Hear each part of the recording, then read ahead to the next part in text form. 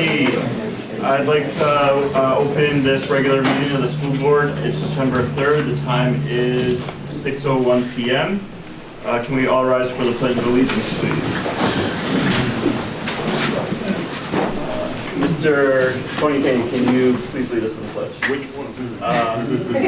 Okay. You gotta be specific with your request. I pledge allegiance to the flag of the United States of America and to the republic for which it stands, one nation, under God, indivisible, with liberty and justice for all. Thank you. Ms. Edwards, roll call, please. President Joseph Listro. Here. Vice President Barbara Marino. Here. Secretary Diana Reyes. Here. Anthony Kane with the C. Yo.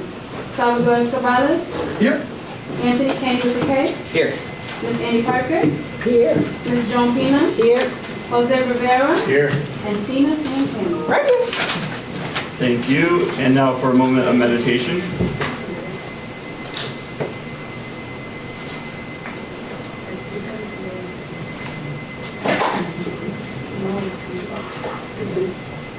Thank you.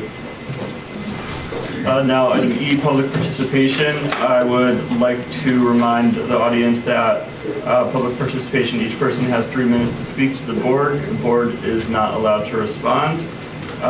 First person on our list is Carol Langlace.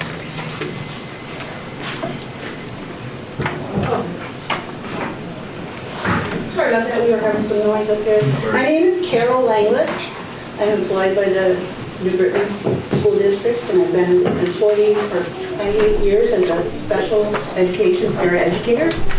I'm also the president of AFT Local 2407, the paraeducators. We've had some issues with the start of this year, and I want to share that with you because I don't know how much information you have. And I should say good evening, everyone. I'm sorry, I'm a little nervous. The issue was with cutting the ESSER funds, approximately 15 paraeducators were not rehired for the year. In New Britain, this problem was compounded because many paraeducators in the specialty programs were not board paras, but were agency paras. So that left a lot of vacancies in the special programs. The timing is what is a big concern for a lot of the paras. The district has known for 2 years that those ESSER positions were going to vanish. They were going to be gone, and they would have to be replaced. They also could monitor the loss of agency paras as well as board paras who resigned or retired throughout the year and the summer. Most displaced paraeducators discovered they would be assigned to new positions, primarily in programs for special needs students, only after they left convocation and went to their previously assigned building, where they were told they no longer had their assignment. The district did not contact the paraeducators until the district had a Google Meet with some of the displaced paras on August 22nd, just 4 days before they were to start working with the students. The impact that we've seen so far: specialty programs require staff who have been trained in toileting, feeding, safety care, and dealing with special medical needs. Because of the delays, many paraeducators are now dealing with students without that training. Also, students who need an inclusion paraeducator may only see one for a very short time, if at all. So the questions that the paras wanted to present: why were the delays in announcing changes here so much greater than they were in other districts? Paraeducators are understandably quitting jobs in New Britain to work elsewhere. A paraeducator who was a middle school inclusion para will understandably leave for another district if in 3 days they must start toileting special needs students without training. What is the plan to address these self-inflicted vacant positions?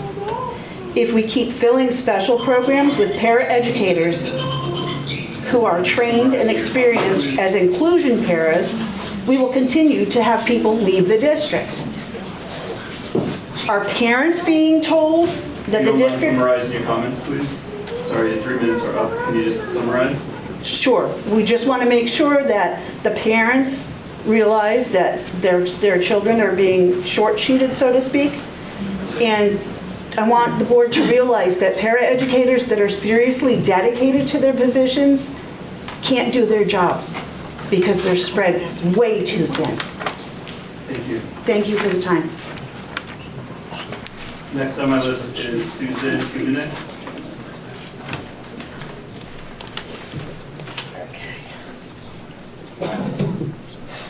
Start anytime? Okay, I'm a fast talker and I'm going to use every second of my 3 minutes. So, good evening, members of the board. Thank you for allowing this opportunity.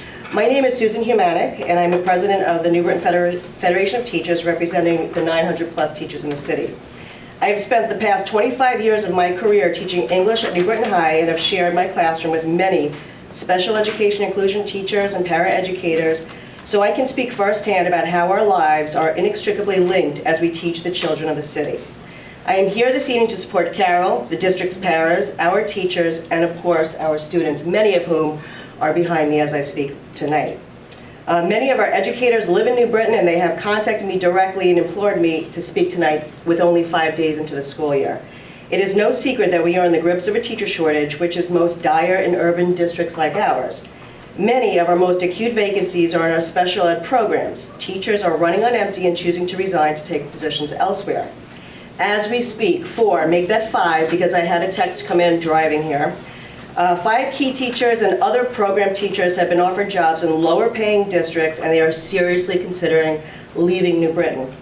As a union executive board, we are doing everything we can to retain those teachers, but ultimately we are no match for job dissatisfaction and dangerous working conditions. I have a few questions to pose to the board, which I know you cannot answer tonight. First one, have you been informed of the impact of these transfers and vacancies on students themselves? Secondly, what is the district's plan to mitigate the ripple effect on students and teachers when paras resign due to the unreasonable positions they have been placed in? Thirdly, are parents aware that their children are in classrooms without certified teachers and trained staff to help support them? I ask you this evening to acknowledge that with the current state of affairs, all staff who deliver direct instruction and services to students are impacted. The children of New Britain deserve better, especially our most vulnerable, often overlooked, and most fragile populations suffering the brunt of these staffing shortages daily. The district has known for months of the looming shortage of paraeducators in our schools. Our teachers were not told that the inclusion paraeducators they expected to aid them in their classrooms had been switched to special programs until they arrived at school. In many cases, a summer of planning was wasted because our options in the classroom were limited by the absence of a paraeducator to assist them. My advocacy for the teachers and paraeducators is rooted in my advocacy for the children of New Britain. If the district is serious about quality learning experience for all children, then district and elected leaders such as yourselves must prioritize access to the support these children and their families need, depend on, and deserve. So on behalf of Local 871, New Britain Federation of Teachers, New Britain teachers behind me, and also the paraeducators, I thank you for your time this evening, and I hope that you explore how we can mitigate these problems. Thank you. Thank you. Next up, Myra Fakanda.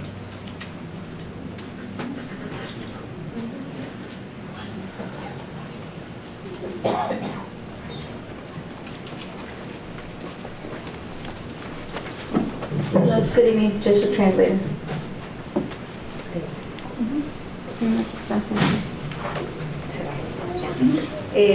Buenas tardes, soy Mayra Faconda, Good evening, my name is Mayra Faconda. madre de familia e integrante de un grupo de inmigrantes llamado Manos Unidas. I am a parent and a member at Manos Unidas who supports the immigrant community. El día de hoy me encuentro aquí luchando por una mejor educación para mis hijas y para todas las personas que nos encontramos Today I find myself here. Myself here to talk about my child and my children who are attending New Britain Public Schools.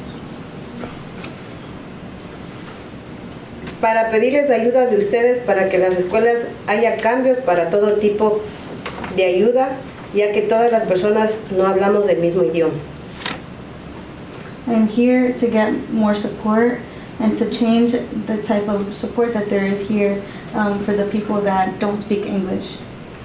Y se nos hace difícil saber sobre nuestros hijos y también a la vez tener más control con los estudiantes. Looking for more support as a parent, right, and also more information for the students.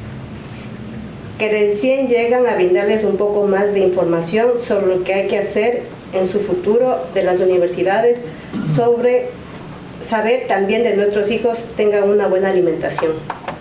Also, for our students and my child to know what to do in a new country, since she's a new arrival, how to navigate school and education here. Thank you. Gracias. Buenas tardes con todos, mi nombre es Adamaris Jiménez, fui una estudiante del New Britain High School. Good evening, everybody. My name is Adamaris Jiménez, and I was a student at New Britain High School. Estoy aquí por un cambio para la educación, porque viví un año aquí. I am here because I attended New Britain High School for a year, and I experienced it. Bueno, mi experiencia no fue tan buena, porque no hablé el mismo idioma y tuve muchas dificultades. It wasn't easy. I didn't speak the language, and there were a lot of barriers. No tuve un buen apoyo de los profesores I didn't have enough support from teachers, y quiero un cambio para mi hermana and I want that to change for my sister y algunos conocidos que tuve en la high school. and a few people that I know at the high school. Thank you. Thank you. Next up, Perla Vanessa Cardoso. Okay, good evening. My name is Perla Vanessa Cardoso. I'm a resident of New Britain, Connecticut. I'm an alum at all of these schools, right? Just here to speak on our group, Manos Unidas. We're really just here because we want to meet with y'all. We want to meet with you guys.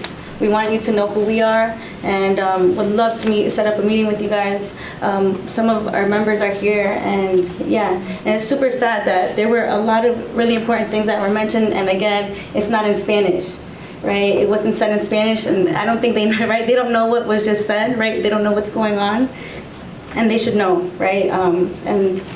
Please, that can be the least thing that we could do this school year, right? Work with us so we could come and be more engaged and understand what is happening. Right? So, thank you. I'll connect with you then.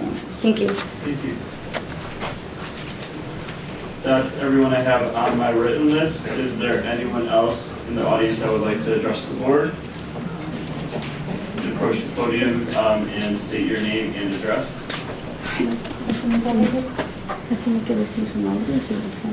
Hola, buenas tardes. Mi nombre es Marta Flores. Good evening, everybody. My name is Marta Flores. Estoy aquí porque tengo dos niños en high school. I'm here because I have two children at the high school. Y quiero hablar sobre el bullying que hacen otros niños en la escuela. And I want to talk about the bullying that the students do in the schools. Porque, por ejemplo, a mi hijo un niño lo está molestando en la escuela. For example, there's a kid that's bothering my kid. Y él no quiere que yo le llame a la maestra porque él dice que el otro niño lo va a molestar más. And he doesn't want me to talk about it to the teacher or bring it up to the teacher because he is scared that the other student will keep bothering him even worse. Y queremos, yo quiero saber qué se puede hacer en ese caso porque yo no quiero que el otro niño continúe molestando a mi hijo. And I want to know what I can do about it with you guys because I don't know what to do. No solo a mi hijo le pasa eso, a muchos niños en la escuela pasa de bullying. That doesn't only happen to my child, but I know it happens to other students as well. Y queremos una solución porque nosotros mandamos a nuestros hijos a estudiar, no que otros niños los impagan a ellos. I send my child to go learn, right, and not to be bullied. Es todo. Gracias. That is all. Thank you. Thank you. Is there anyone else in the audience that would like to address the board? Anyone else that would like to address the board this time? All right. Seeing none, we can close public participation and move into item 2A, executive session. Can I have a motion to go into executive session for the discussion of attorney-client privilege documents with attorney Eric Bartlett? Also, Mary Ellen Manning, Dr. Sanders, and the super and the full board. Move. Second. All those in favor? Aye. Okay, we are now out of executive session and moving on to item 3, reports, starting with the superintendent's report. Good evening, ladies and gentlemen of the board. It's wonderful to see you again after the summer. So rather than our typical district dispatch, you have a much smaller handout with some highlights to share with you. I'll get to that in a moment. Thanks to Ms. Langer and our communications department for that. I wanted to start tonight with some thank yous. I want to say thank you to the Board of Education for having granted the superintendent summer authority. That was very, very helpful. Hopefully you saw we did kind of greatly reduce the number of items that I needed to use that for because we planned ahead this year. So thank you for trusting the staff and me with that. It was very helpful to keep things running over the summer. Of course, I want to say thank you to our custodial and facilities crews. The schools look as good as they can. Of course, the newer ones look fabulous, and the older ones look as good as an old building can look. So thank you to our custodial and facilities crews. I want to say a special thanks to Dr. Sanders in the talent office for the large number of hires and onboarding and recruitment that they did over the summertime. As you've seen in your personnel report tonight, it's quite lengthy. And that does not happen without a dedicated group of people in the talent office. I want to say thank you to really everybody who works at a school, teachers, nurses, school psychologists, I can't list them all, administrators, paraeducators, of course, for helping us open school. Despite some of the challenges that we are aware of, school is up and running as smoothly as possible at this time. I want to say thank you to our community partners who are providing everything from backpacks to haircuts for the children of New Britain. Some really, really wonderful stories there. And of course, I want to say thank you to our families for supporting their children as they came back to school with us. And it was great to see so many once again at the Back to School Bash. As the board is aware, and some folks in the community and the staff is aware, we do have a few things, if not small things, to celebrate about our state test scores. So it's really wonderful to see those get released last week, and we see good growth. We are certainly not there yet. We certainly have much work to do and many years of growth left to go, but our growth rates are very good, better than state rates in almost all cases, and better than a lot of districts that are similar to us too. So that doesn't go unnoticed, and that of course does not happen with a lot of hard work from all kinds of staff. We've had some struggles with transportation this week, as the community is aware. I want to thank Ms. Gonzalez and Mr. Valerio most especially, but every member of the transportation department for working on that. And of course, as I just said, you have a brief written update with stories about our academic growth. I want to say thank you. Our convocation was very well received. Again, thank you to the staff members who helped pull that together, and a lot of other nice features that you have here. Ms. Langer has done her best to make it interactive for you. There are some QR codes that you can scan if you haven't seen some of the news coverage. I guess I would also just give a very brief remark. I know it's later on in the agenda, in your packet.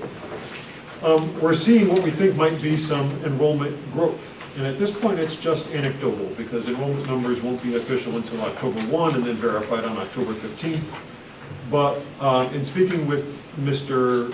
Pierce at the high school last week, based on where that school currently is and how he predicts based on past data to see it grow, most notably in October and November, he suspects that the high school might reach 2,500 students this year. And also anecdotally from Mr. Prokop looking at some of our enrollments, he's seeing less of a dip going into 6th grade, which might indicate, we don't know for sure yet, but perhaps that indicates a few fewer people choosing magnet schools over our own. So that's just anecdotal at this point, but I wouldn't be surprised that when the official data comes in, that we do see a little bit of an enrollment bump, and I would choose to interpret that as good news. So that's my report for this evening, Mr. President. One of my concerns is always about that high school being too large. And people are always saying, well, it can handle it, it doesn't have as many at its peak. And I think at its peak, in the past, it was only like 2,200 students. No, it was over 3,000. 3,000, so now you're talking 2,500, so it sounds like it's creeping up there again. So as the board might remember, I was a visitor to New Britain High School at its peak in 2006 when I was here for an accreditation visit.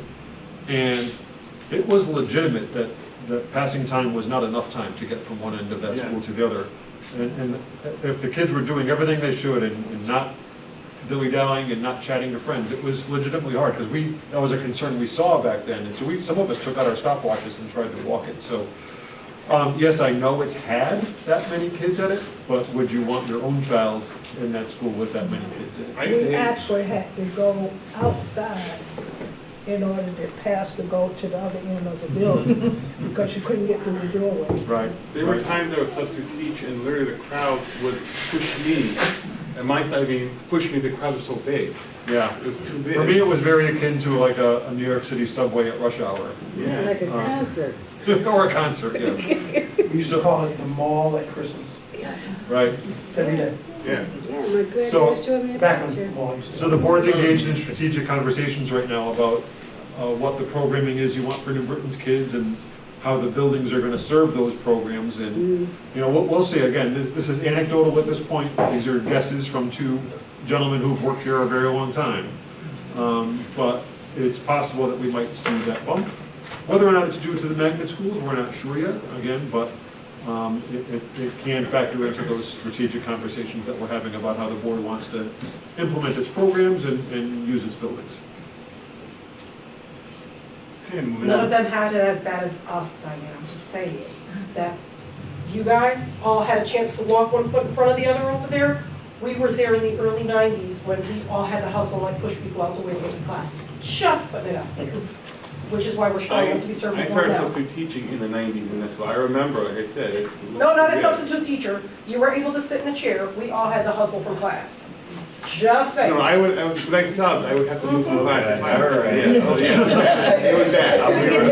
This is how our group chat goes in. The hallways were all uphill. I just asked my mother to bring me my ears. You missed me by a year. I was an '89 boy, so I was out of there by '89.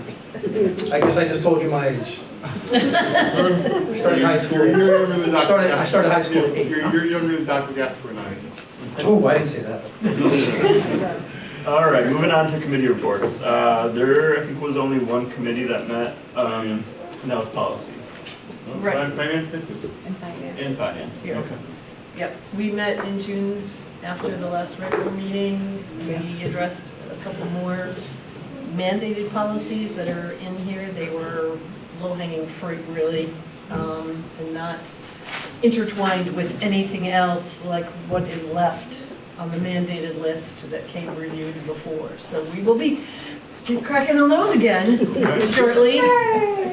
Yay! Yeah, I was so What's really in the water?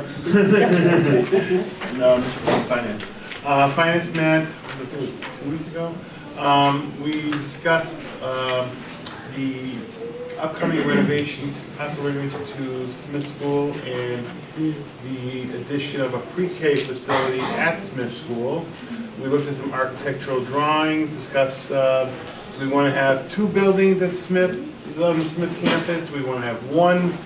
I really don't want to call it one large building, but maybe 2 buildings with a connection together. We looked at all of the grounds, how everything laid out, and in the end, we kind of, I don't say recommendation, but we are putting forward the one large complex with the 2 separate buildings connected by one, because it made more sense for HVAC and some facility Staffing. staff, not just staff, but custodial. A lot of the behind-the-scenes stuff, it made sense to have it as one big building.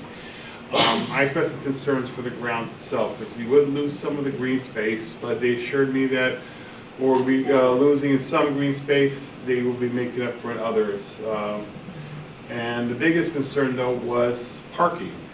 As somebody who's visited that school quite a bit, and there's a serious concern about parking in buses, because the way the school is currently set up is you're competing with buses back and forth, and the way the architectural design is going to be is the buses are going to loop around. Yeah. So it's going to solve a lot of current problems we have with the ground itself once this building is designed. And we also discussed our current swing space concerns that we have. Thank you. Any board reports? I have one. I always try to be positive in the board reports, but over the summer I did have to try to sign a friend up for adult education, and I have to say I was not thrilled with the process. Every time I went to try to enroll them, I was just simply given a QR code. And the QR code is basically brought me to a flyer. No, what's the information, no sign up online, not even where the classes were or any costs were involved, details, just a QR code to a flyer. And then when I called up for information, join us on Facebook and you can see when classes start. That's it.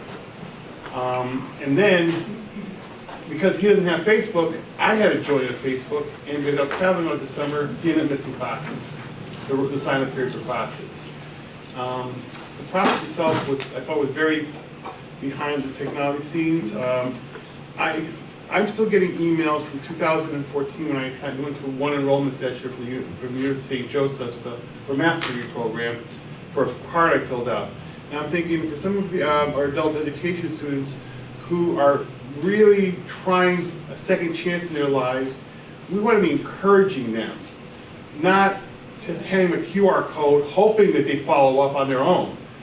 Why can't we have a database where we take the information down and we follow up at a later date with them, take their information down and have them sign up online, and then we contact them in the future. Do everything we can to encourage them, and I found the whole process very discouraging. Even to get a copy of the GED, all he needs is a GED. So I'll just go on GED.com and take the test online and see if you even need to come to us. No sitting down, offering help, any suggestions, and then to buy the book, we have to pay cash only because, quote, the board doesn't. That's the only form of payment the board lets us do. So two things. I hope you'll, encourage your friend to reach out to me when they have that much trouble, and it's not true that we only accept cash. Yes. In fact, when I mentioned it, when I said a So board of I know that Mr. Richardson will mention that to Mr. Fernandez tomorrow. Thank you for reporting that. Yeah, because as I said, maybe the board can change it. Oh, you know anybody on the board? Oh yeah, I do know somebody on the board. Her whole tone changed when I mentioned I was a board member. I thought I was an undercover boss. So I'm sure that Mr. Richardson will mention that to Mr. Fernandez tomorrow. Thank you. Yeah. Anyone else? Ms. Santana? I try to loop in the positives, and you're going to get a positive. Here we go. I had a fun time at Pulaski Orientation. So not just at all the community stuff and all the wonderful stuff that we did out in the community.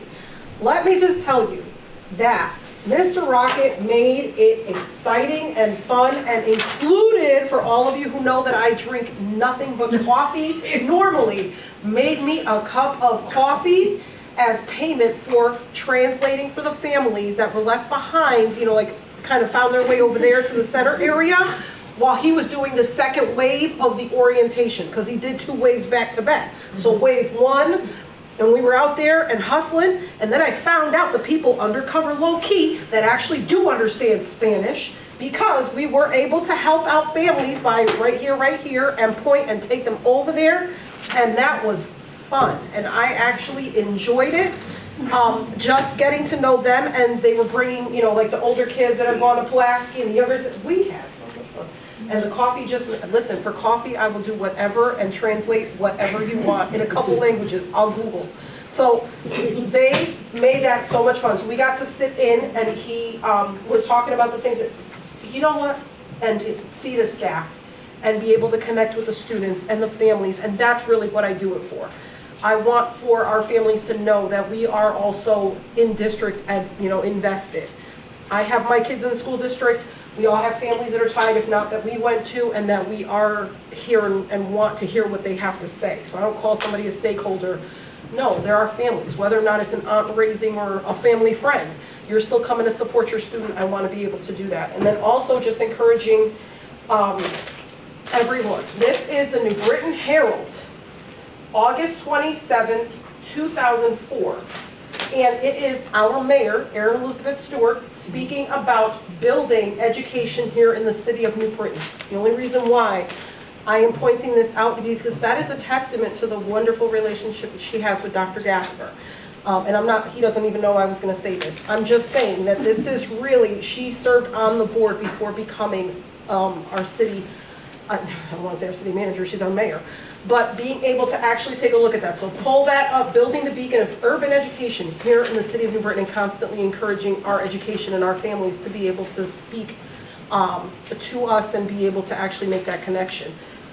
Last and final, I just wanted to thank you for making it, even while I had transportation issues, thank you very much for making it very easy and seamless for my children to start school this year, which are at New Britain High School. So thank you very much as an in-district parent. I just wanted to say that. Okay, thank you. We're going to do a petition to make you a greeter for the city of New Britain. Oh my God, that was just so much fun. It was me and Gibson. Gibson low-key was like, see, 100, 100. Okay, so I was like screaming out in Spanish. He was, okay, I'll take you over there. And so he was reading their schedule. They printed out their schedules, and he just loved it. That was so much fun. We'll send a letter to the mayor asking her.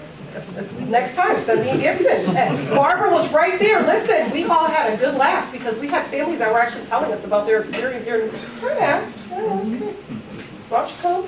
The only thing was, next time, I made a note, but next time, we need to make sure that we have like a PTA, a PTO. But it was, first time. But I liked it 2 ways. Loved it. Hey, anyone else? Board reports? Just really quick, I was really happy to participate in the first day of school. I went to 2 different schools where I have family, and De Loretto did a great job with their kindergarten entrance and a big background where the kids could take pictures, and it was great. And I saw our deputy superintendent Ed Smith, so it was wonderful seeing all the families and the happy faces the first day of school. Yeah, the back to school bash at Walnut Hill was amazing. There was just thousands of kids and families there, community organizations, all the schools represented, and then there's other back to school. There's so many back to school events that happen. It's pretty amazing what the community puts on, and all the donations. So this time of year is just really special. There's a lot of great energy, and then the first day of school years. I also participated, but I wasn't visible to the public. I think someone in the audience might know why. Were you dressed as a vegetable? What were you? Close. He was a green fuzzy. Okay. It was a lot of fun, as it always is. And then I just also wanted to mention I'm really looking forward to having our student representatives back on the board. Yes, they're coming? We're gonna make that happen one way or another because it was so valuable for the board, I think, last year. Yes. We learned a lot. We were able to implement some of the things, some of the ideas they had. So hopefully next month we can have 3 individuals before. No, you first, sir. On that, I do have some inside information, so I know that there's more students who expressed interest this year, apparently, I guess maybe than years past, so that process is happening as we speak. Great. But also, I know fall sports are starting up at the high school. Encourage people to go out and support the teams, the bands, the cheerleaders. First football game, home game next Friday evening at the high school. And the parents get involved. Just please, any way you can, PTOs, PTAs, whatever's at the school, be involved in your kids' education as much as you can.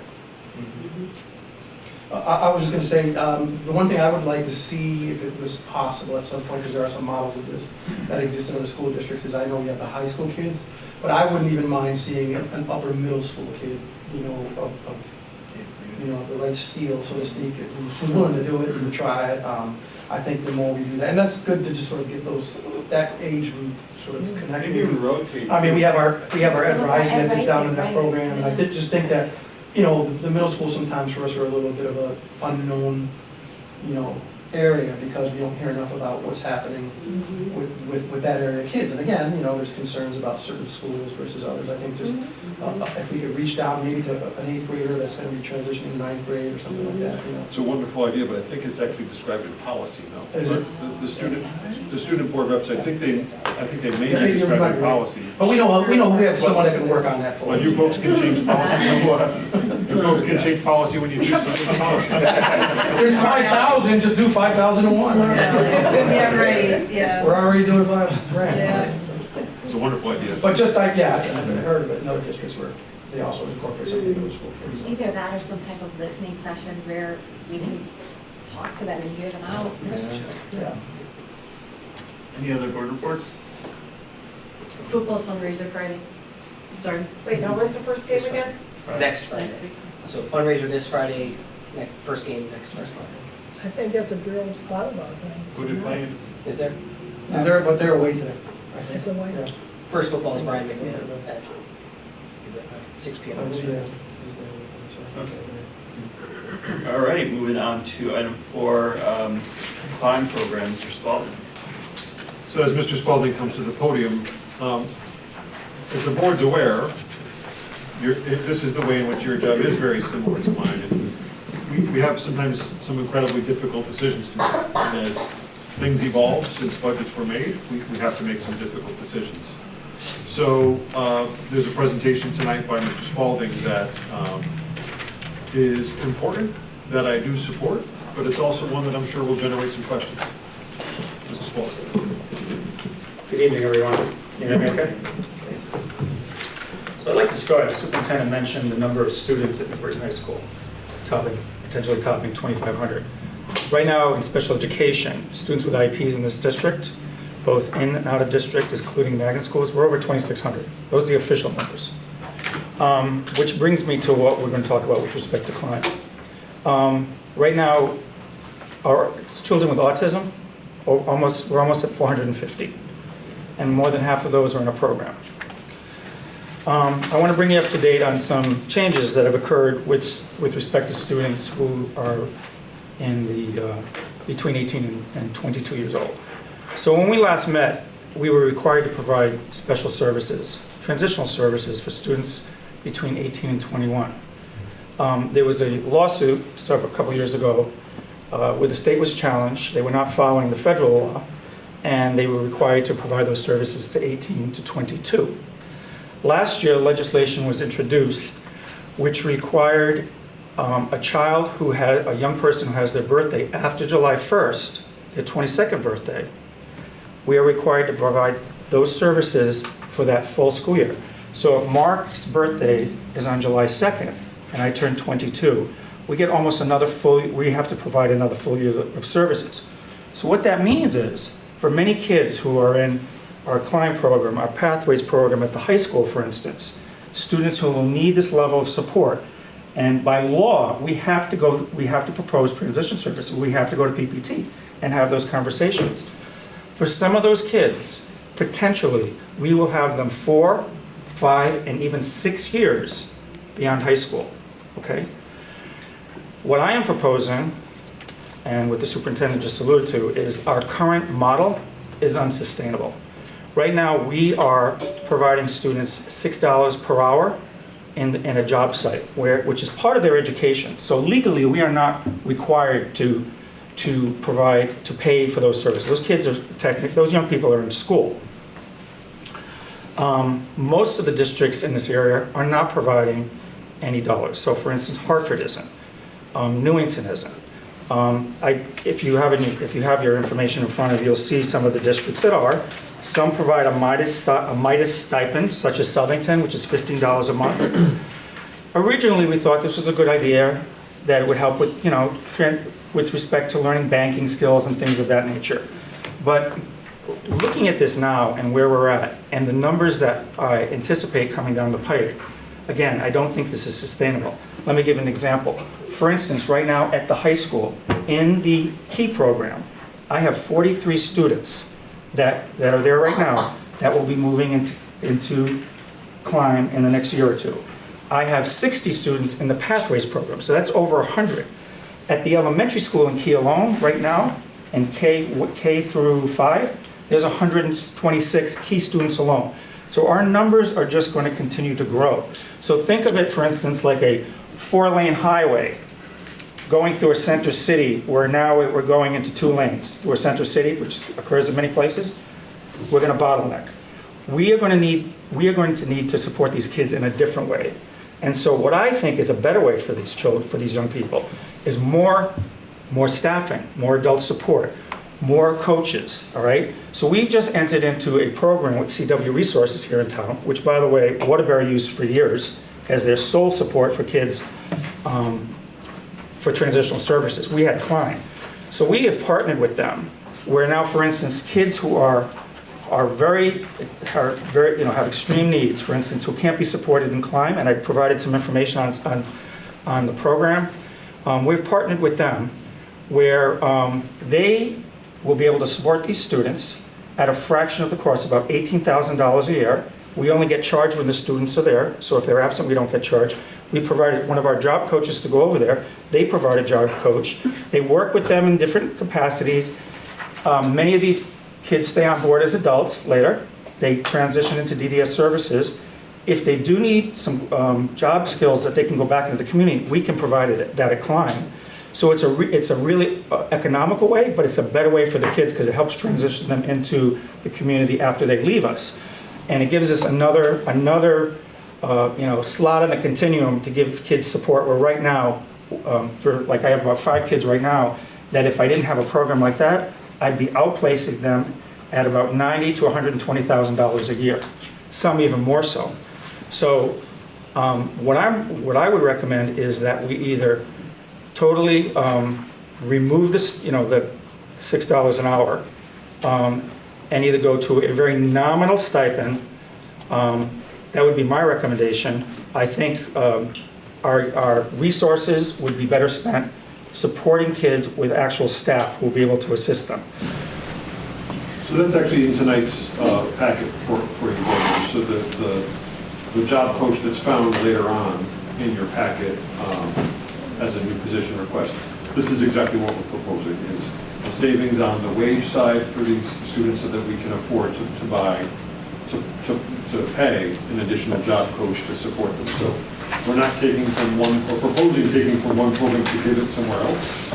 It's really a level of support that we want to increase, and given the tightness of every budget in town, this is, again, it's not a proposal that neither Mr. Spalding nor I enjoy making, right? So sometimes we're forced to propose to you things that we don't like, but that we think are necessary. I have something to say. Sure. First of all, Climb was designed for a totally different clientele from what you're doing now. We had 3 programs at the high school, one for high functioning students that was over at San. We had another one that was a classroom based where they only went up a couple times a week. And then we had Climb, which was our lowest functioning students. So when you changed things and you added in this other group, it made it a lot larger than it should be. And we were given stipends before. When Climb was written as a grant, it included a stipend for those kids. And that money, it was a small amount, it was $3, but that meant a lot for the kids. They got paid, and they could buy a lollipop or whatever it was Sure. they could buy with it. Sometimes they help out their families too. So I think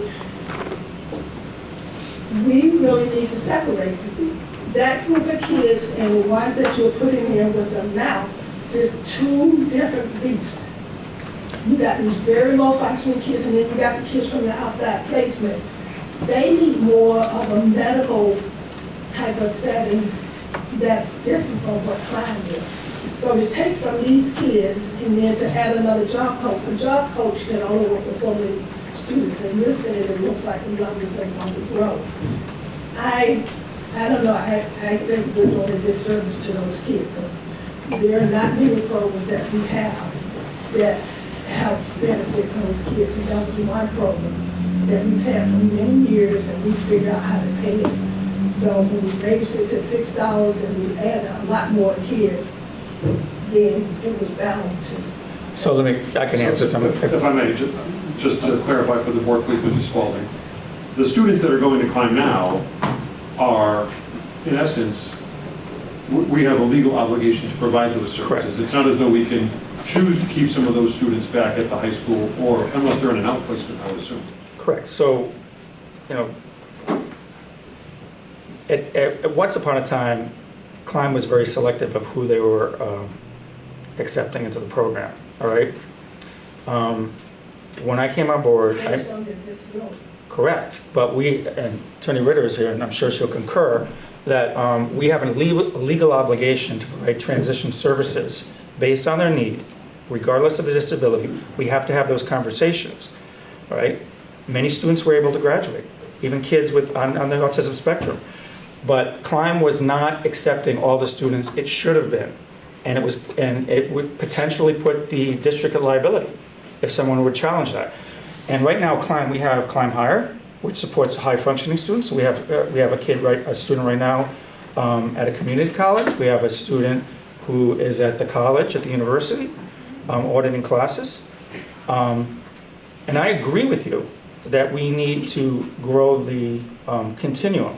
So for instance, there probably should be something at the high school. We need to have those conversations where some of those kids could also go to be part of those same sites that the Climb students are going to. We need to do that. The way it was run before, I will argue that it was not done in the best way, and that's why we stopped that. But that doesn't mean we can't look at that again, and we should look at it again. But with respect to this, our numbers are going to continue to grow. We don't have the same numbers that we had 5, 6, 10 years ago. We just don't.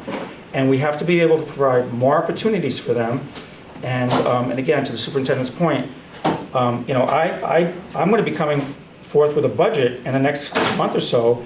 And part of that is going to have a conversation of probably growing staff at Climb because of the number of students that we anticipate going in. Right now, the numbers changed a little bit since the proposal, because some kids were discharged. But right now we have 30 students. I'm going to guarantee you that will go up at least 10 to 15. And I have 10 students in the high school right now that, because of their disability, would not be able to be supported by the Climb program. So this program at CW will help facilitate that. Otherwise, those students go out to places like Oak Hill, et cetera, like that. So I agree that we need to have more in the continuum, but Climb is actually supporting more students now, as it should have been probably earlier. Can we still offer a stipend and hire a job coach? So I'll be honest, so again, if we would do something like our neighbor Southington, something like that, a small stipend, we could probably do that.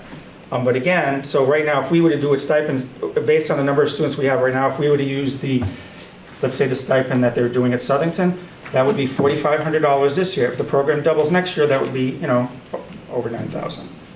So right now? Job coaches are there right now. I'm down a couple. I'd have to get that for you. I don't have to off the top of my head. I'm down 2 at the moment. The thing about the job coaches too is, we can pair them up with students. So depending on the site, you may have one job coach with several students. It's not like having a para. It depends. It also depends on the work site and what they're doing and what kind of support they need. So you have the job coaches and you have paras too, right? Not at the Climb, the job coaches. And we've had in the past where students had significant needs. I've had, again, it depends on the student's disability. I had related services. We had speech services for some students. We have social work services for some of those kids, which that didn't exist before. I brought those related services into the program. They didn't exist. Now they do. So again, it depends on the individual IEP of the student. Is there a ratio you have to have student to job coach? It depends on the site. It depends, like at the soda company, it's just one. At Stu Leonard's, it's a couple more. It depends on the site that they're working in. And right now, we have 3 teachers only. And that's okay for the moment. But that, again, with the numbers that we're anticipating, we're going to be coming back to this board asking for additional support, because as the numbers grow, we're going to need additional staff to support those those young people. They're not children, they're young adults. Sure. I'm just curious, because I'm hearing your side, and I trust your side. Plus, I also hear what DDS, and you know for a fact that I get on transitional services and almost kind of like, because I have to buy in here and here in order to make sure that I'm making the best decision for my children, because I have 3 pathways. When you hear what DDS tells you, it's not matching up with what I can hear you logically saying here. So then I have to ask myself, then what are we doing to chase DDS for them to be able to better support you in your helping the student?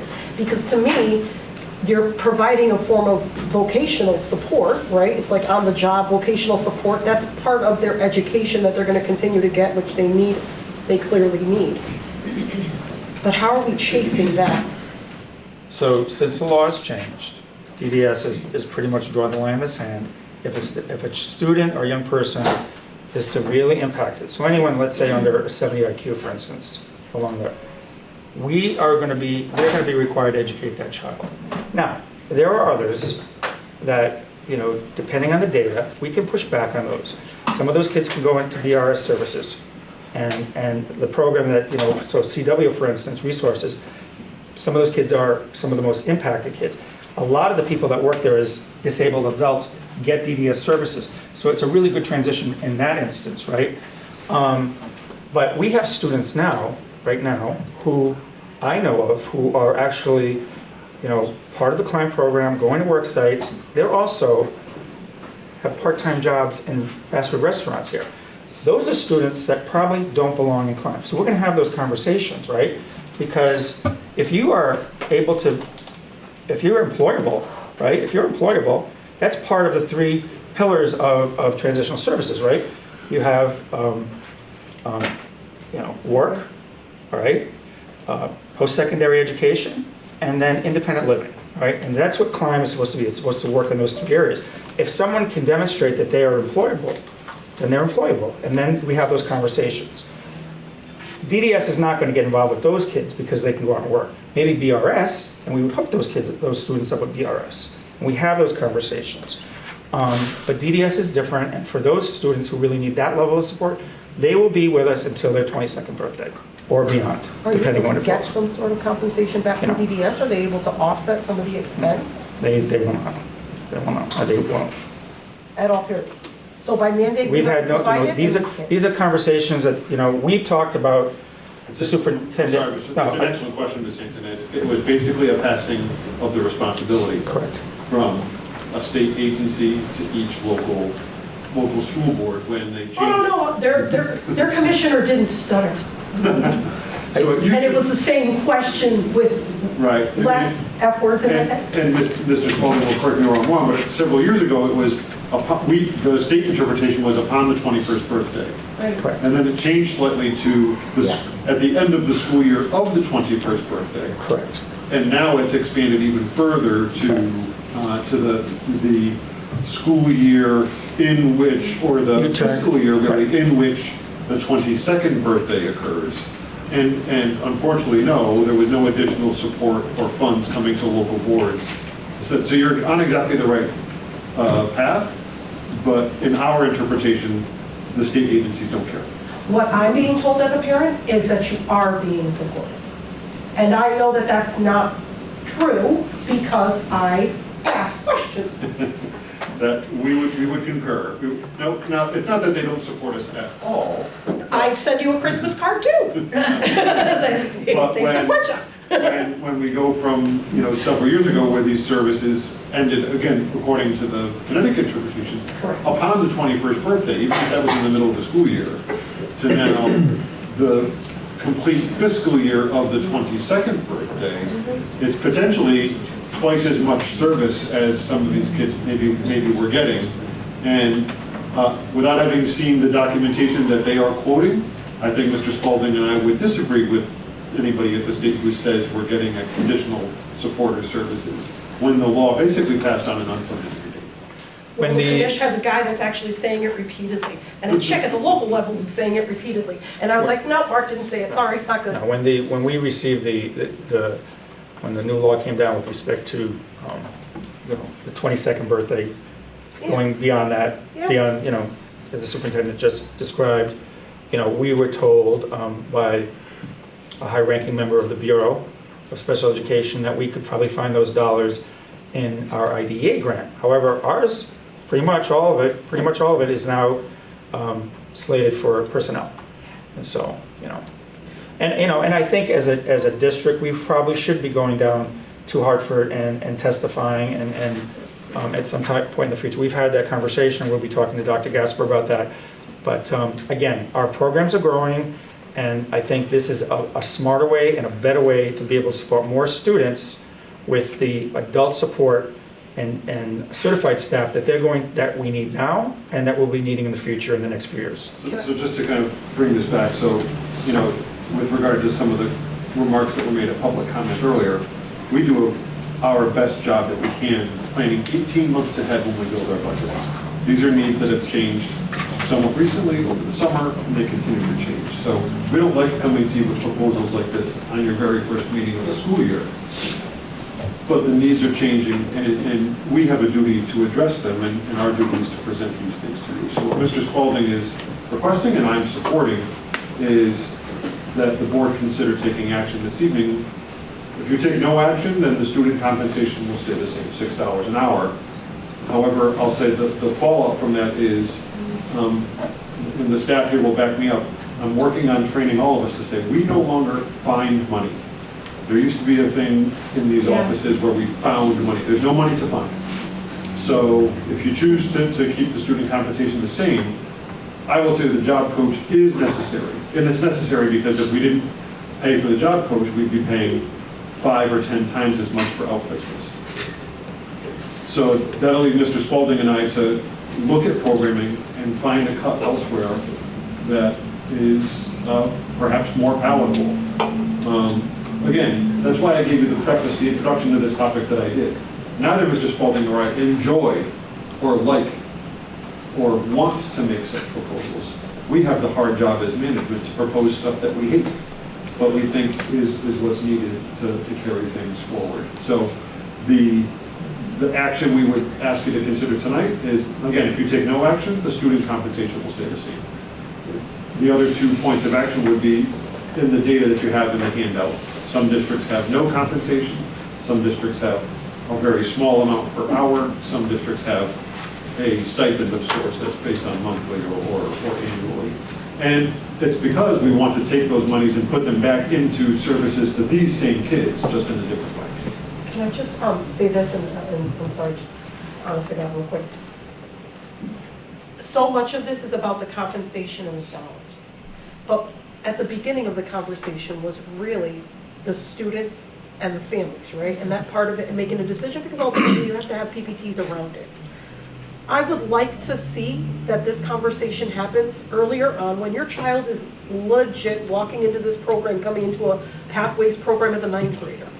We need to be having these conversations. So that way, if in future we ever need to drop down the compensation amount in order to be able to afford the additional staff that we need, it's not sticker shock because as parents we're ready for it.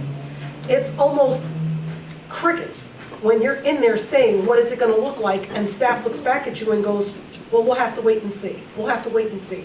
I'm like, listen, for a fact the kids walking in the door, special needs, needing all the support. I would be okay with there being a drop in the dollar amount of compensation, and this is just me personally as mom, because I know what it costs because I've asked those questions. Our other families may not know how to ask those questions, but it's okay for them to be able, they're not gonna know how to, but we need to be able to give them something, but we know we can't keep giving them $6, knowing for a fact that we have more kids that we need to be able to support, and the staff that we need, the specialized staff that we need to be able to provide them with. I want the coaches. I just can't, I don't know. I don't know. I guess that's along the lines of the question I had. And I understand the business of it and the need of it. The part for me that's a little difficult, having gotten cornered at the grocery store and the whatever else, and what the hell are you the board thinking about this? You know, Yeah. this is something that's been here. Has there been any kind of conversation with the families of these students that are getting these funds currently to say, hey, here's the trade-off, here's the whatever? I mean, yeah, we can sit here and make the difficult decisions. It's an excellent question. I'll give you a direct answer. The answer is no, because it's board action, and we're not in a place to, or at least I don't like to talk about hypotheticals with people before we know. And again, it's an excellent question for the elected officials. That's why we're bringing this to you tonight. I will say also, about not quite half, almost half the students this in the program right now are new. So there's no expectation. They don't even know that they're going to get paid. Those weren't conversations that ever occurred. So it's kind of the ones that have already been there. And I suspect some of those students will probably leave and go into the workplace, you know, at some point. Some, And not all, a few. That's all well and good, Yeah, and but I agree with you. That, but it's something, I guess it's I'm focused, having gone to orientation at Pulaski and whatever, and meeting families and talking with families, and we keep talking, we've had conversations about bringing families in and the parents, and so that they understand. I don't want to make a decision on something that excludes them having the knowledge up front. It may very well be a non-issue, and that'd be great. But I guess for me, to be able to make a final decision, I'd like to know that families are aware, people are aware that, and again, could be a non-issue, but I'd like to check that off my list before I get cornered at the grocery store again and saying, I understand. you're not paying my child anymore, you know, my child's not getting this anymore. Ms. Barker. Yeah, I mean, to us, it's a small amount of money, but for them, it could make the difference. The other thing, right, the other thing is, you said you're not sure if there were some openings for the coaches, that there may be 2 openings. Why are we hiring someone if we can't fill what we have already? And then the third thing, let me just say this, the third thing is, I'm okay with lowering it, but to like just cut them off like that, you know, I just don't think that's right to do that. So, yes, we do have openings, but that doesn't mean we don't have a need, and we will fill those openings. But, you know, again, anticipating the number of students that we have, which is more than last year, anticipating the need for a group of students that have really, you know, high needs that are going to need some additional one. So these students here, you have one person who will be supporting them in this program, a partnership that we have with CW. If those students were outplaced, most of those students would be getting a one-to-one para in whatever program. So a couple of these students would be slated for Oak Hill. That's a year-round program, and we get billed a la carte for every service. And so in that instance, we would be getting billed for a para full-time or a job coach, whatever the situation is. You know, if the board is so inclined to keep something, then I would recommend, you know, and you have a bunch there, and you can see we actually are the highest paid ones. If you look at the numbers, the next one would be Hamden at $4 an hour. For our kids, that would be $96,000, the current crop we have right now. I would look at something like a stipend, like Farmington has, or more like Berlin. Berlin has an $80 a month stipend. Southington has a $15 a month stipend. You know, something along those lines would be comparable to what our neighboring districts are doing. They would have the opportunity then to receive something, and they'd have the opportunity, you know, we use that, they'd go for banking. So when they got their stipend, they would go for banking, which we've been doing, which is fine. You know, check's gonna be smaller, but that's okay. And I understand where you're coming from. But again, we're providing them an education, and we're not required to do this, and but we have been doing it. So maybe we look at it in a different way. So maybe a stipend would be better. And again, that's what most of the districts that are doing anything are doing right now. But again, if we're looking, again, at our growth numbers, folks, if we're looking at the numbers that we anticipate, this number is just going to continue to grow exponentially. Would take effect when the board chooses to take action. If we decide to do it, say, tonight or next month. And of course, we would, once there is a decision, we would communicate it as thoroughly as possible. So it's early enough in the school year, so you're not getting used to the old checks. That is correct. Yeah, but we're still not, hold on. So we have an idea of how much, wait, it's per hour, right? Correct. We pay So if you're- $6 per hour. I'm sorry, I'm thinking out loud to try to be able to kind of just work it out in my head. We have a staff need on one side, but on the other side, what really is at issue is the compensation part. Am I right in that? Yes. Am I thinking that right? Yes. And the increase. The balancing of those two tensions, I guess. 2 years ago. No. But Changing the state laws. The dollar amount. It was 2 years ago. And yeah, when the superintendent first came on board. they made, so the state determined that $6 an hour was? We decided that as a board. We did that. You all did that. It's a local decision. Yeah, I would have said something about $6, let me tell you. Well, they made the recommendation. We did at the time because many of our students who were in out-of-district placements were making that or more. But our goal is to keep the kids in district. Correct. So working at the goal of we're keeping them in district, right? But we still have a staffing need, Correct. right? Okay. But I have issues, okay. And given the numbers, again, looking at the numbers that we expect in the next 5 years that we'll be going through that program and the level of need we're going to have. And is this a sustainable model? I don't think it is. I agree.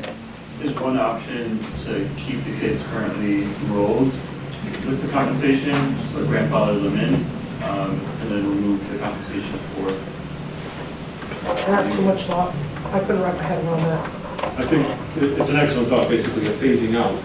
I think that we might run into some equity issues if two students are assigned to the same job site. They're doing roughly the same work, and one would be getting compensated and one wouldn't. Yeah. And I see it's early enough in the school year that it's maybe better just a new start. I'm sorry, you didn't? Mr. No, Mayor? I would say that as soon as we can, let's switch it over To to the stipend. So a stipend rather than an hourly. On average, how long are they working when you're basing it on $6 an hour? So we're under 20 hours a week. Working 4 hours a day. No, but I'm saying as the needs change for this, that's what I'm asking. We're working 4 hours a day. right now. 4 hours, yeah. 4 hours a 45, 20 day. hours a week? They're averaging right now I think we did the math on 20 hours a week. 120 hours a week is what they get. Okay. 240 a month, 240 every 2 weeks. I said mucho. So right now, for this year, if there was no board action, with the current number of students we currently have, we don't get any new students, nothing changes, we're looking at $130,000 for that. At $6 an hour. Correct. No changes. Correct. Theoretically speaking, if Slightly 129.5. Okay. And 36,000 is offset by the IDEA. Correct. Yes. So theoretically, if we cut that in half and incorporate the potential for at least one job coach, right? Is Yes. that It would certainly help to offset it. It would. correct? And is that a number, obviously, we flesh that number out so we can make it to Ms. Moreno's point, a more informed decision, right? Because I agree with a lot of the counterparts. I think the money is secondary. I mean, operationally, that's the problem, right? We always find ourselves in education with these operational versus interpersonal and community sort of decisions, right? So the issue is, and I suspect, and I have parents here that could back it up, right? Like, I would think that the money aside, the fact that there is sort of a predictor for some potential employment in that population of students means, yes, a lot to the student, but I would also gather that it means a hell of a lot to the parents. And so, yes, if in a pinch and communicated well, we have to go to a more drastic stipend-based thing, yes. I don't know if I would want it to be zero, that's for sure, because I think the signature of that program still has a lot of sort of good reputation behind it in New Britain. So I guess just for the sake of expedience, I'd ask you, Mr. President, what would the board prefer? Is there definitely no action on this matter tonight? There will be action, or the board would like to request we come back next month with No, we need to further act. detail? We should take action now. We need to It's act. early. So, It yeah, sounds we can like make a we're motion. a motion to reduce to $3 an hour? Okay, so, let's see. I mean, my only I mean, the numbers, I mean, as long as you have a good interpretation, if those numbers are enough for us to make that decision, that's all I would say. So Will it give us what we still want? it certainly would help us offset the cost of that coach. And again, the coach is serving these same kids. And then Mr. Spalding and I will sit with Ms. Alfano and find out how to reallocate the remainder if you chose to go from $6 to $3. 2 questions if I may. Just looking through quickly, if I'm doing the math correctly, the average student in the program is earning around $3,600 a year. Is that, we're doing $110,000 per, or total divided by the 30 students? 120 would be 240 every 2 weeks, so. Between 3,000 to 4,000. Figure 180 days. So if we reduce that to $3 an hour, 35 cents. then we'd be between $1,000 to $2,000 per student per year, and we're looking at districts like Farmington doing 500. We'd still be 2 to 4 times as much as a town like Farmington and the neighboring So again, communities. I'm just wondering if that's we were gonna be looking at enough. Farmington, for instance. Right. So again, I mean, right now, our kids are earning maybe 7 times as much as a kid in Farmington. Is that reduction of $3 going to be enough? Because if it's not, then any action we take tonight, we're just gonna have to revisit next month. Or potentially have some other cut. So if we were to pay, if we were looking at the total cost, let's say, for these examples that we provided here. So Farmington would cost the district $15,000, the Farmington example, as would Rocky Hill, all right, and Windsor Locks. Hamden, which is $4 an hour, would cost $96,000, right? Our neighboring district, Southington, $4,500. Bristol has nothing. Middleton, it would cost us $42,000. Berlin, $24,000. That gives you an idea. They have an $80 a month stipend. That would cost the district, for the 30 students that currently participate in this, that would cost the district $24,000. But I think to the question about would it help offset the cost of the coach, to the potential motion for $3 an hour, my advice to you as your superintendent is perhaps that's a good step for the remainder of this year.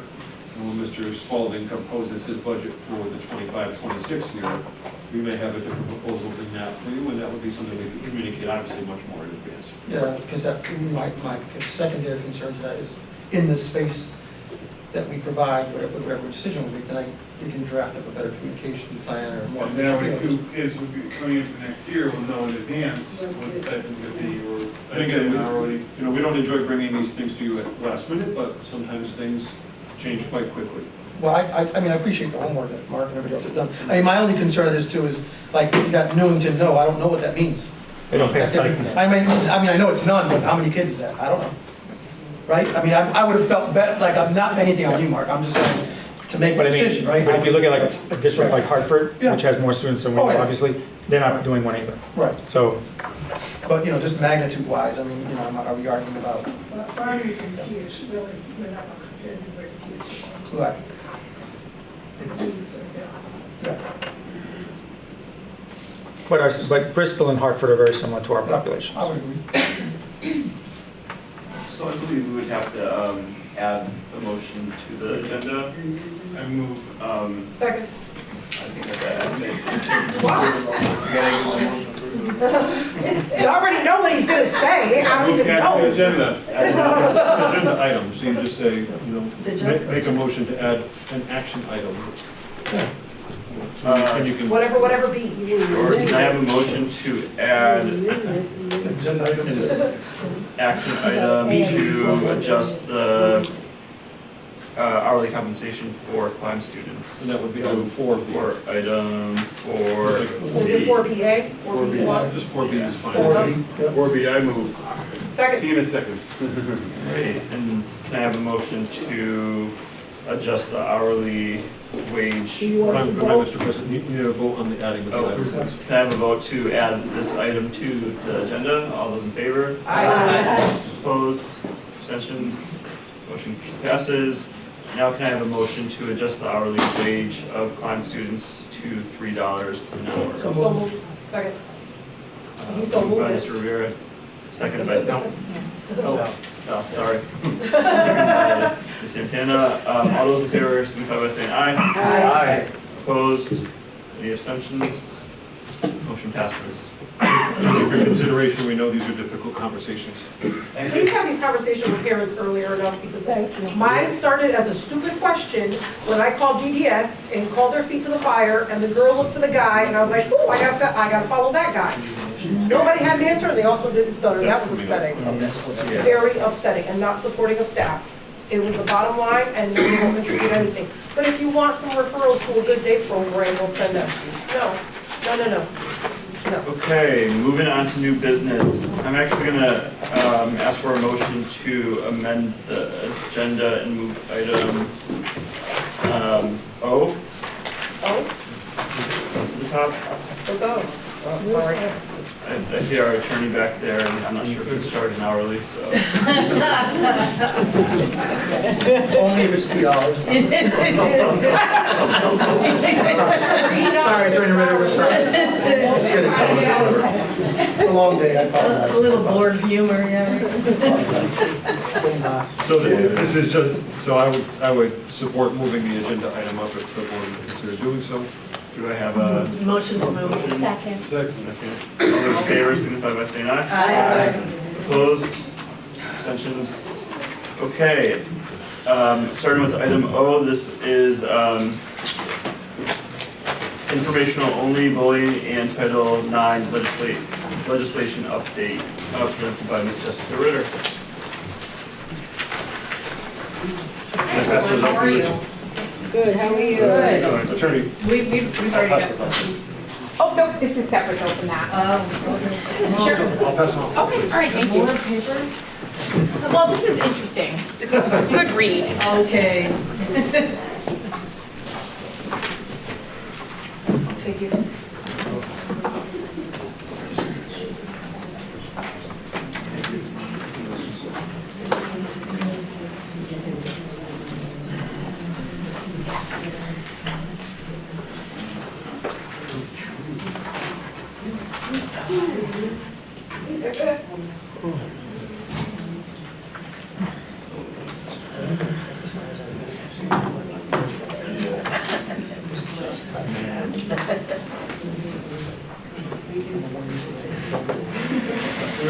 Okay.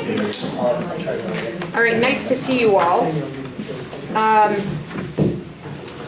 Just so you know what I put in your packets, just because you are board members and I know how informed you all like to be, I provided a courtesy copy of our legislative summary from 2024, which also includes excerpts from a PowerPoint that is just, the PowerPoint is specific to your bullying policy and also the Title IX policy that I believe you are looking to adopt this evening, Dr. Gasper, if that's Just correct? informational this evening. Just informational this evening. Policy committee. Okay, so I'm happy to answer any questions, but I'll just jump ahead first to the bullying policy. And I am working off of just a few of the PowerPoint slides. But I do understand that you recently adopted a bullying policy. Just for purposes of clarification, there have been some confusion and many school districts have experienced this confusion. Last year, there were legislative changes that charged CABE, and you all know CABE, the Connecticut Association for Boards of Education, that charged them to adopt a sweeping, comprehensive policy that changed the way that we approach bullying in general. basically the premise was many of our school administrators are spending a lot of time, quote, investigating this term bullying, and let's educate people on more restorative practices and not have the word bullying or bullying investigations end up being so punitive towards our students. But is there a better way to approach this? So that it's less burdensome to our administrators and less punitive to our students. So CABE was charged with that task. CABE did develop a policy last year. The policy, however, though, while there are many changes to the bullying statute, they didn't really provide a protocol in how boards of education and our administrative staff are supposed to implement that new policy. The legislature also said that for this school year, the 24-25 school year, adopting CABE's policy was discretionary. For next year, the 25-26 school year, it is mandatory. So many school districts were confused and thought that we had to adopt it this year, where it's actually the requirement is for next year. What you did adopt is almost a hybrid between the current bullying law and the coming bullying law. And our recommendation to you right now is because we don't have the protocols or the regulations that have yet been drafted by CABE to stick with the current bullying policy, which you have there, which is our model policy. And then next year, in the 25-26 year, transition to the required CABE policy. And between now and then, we should be getting a lot more information as to how CABE expects boards of education and our administrative staff to implement their policy.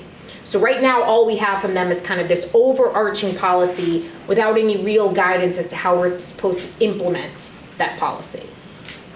So what you have in front of you is our model policy for bullying, and our recommendation for now would be that we continue to follow that statutory language, and then for next year, we transition to the required policy, and that gives us a year between now and then to also train all of our staff on what they should expect in the coming year, because there will be a lot of administrative changes. So if I may just add some context. So with my support, Mr. Richardson and Ms. Soler put in a lot of effort and a lot of good faith effort into the modifications that we made recently based on the model policies that CABE had at that time. We thought we were doing the right thing. We thought we were ahead of the curve, which was the right thing for kids. But then subsequently we're learning that really it's not yet clear even at the state level. So that's why,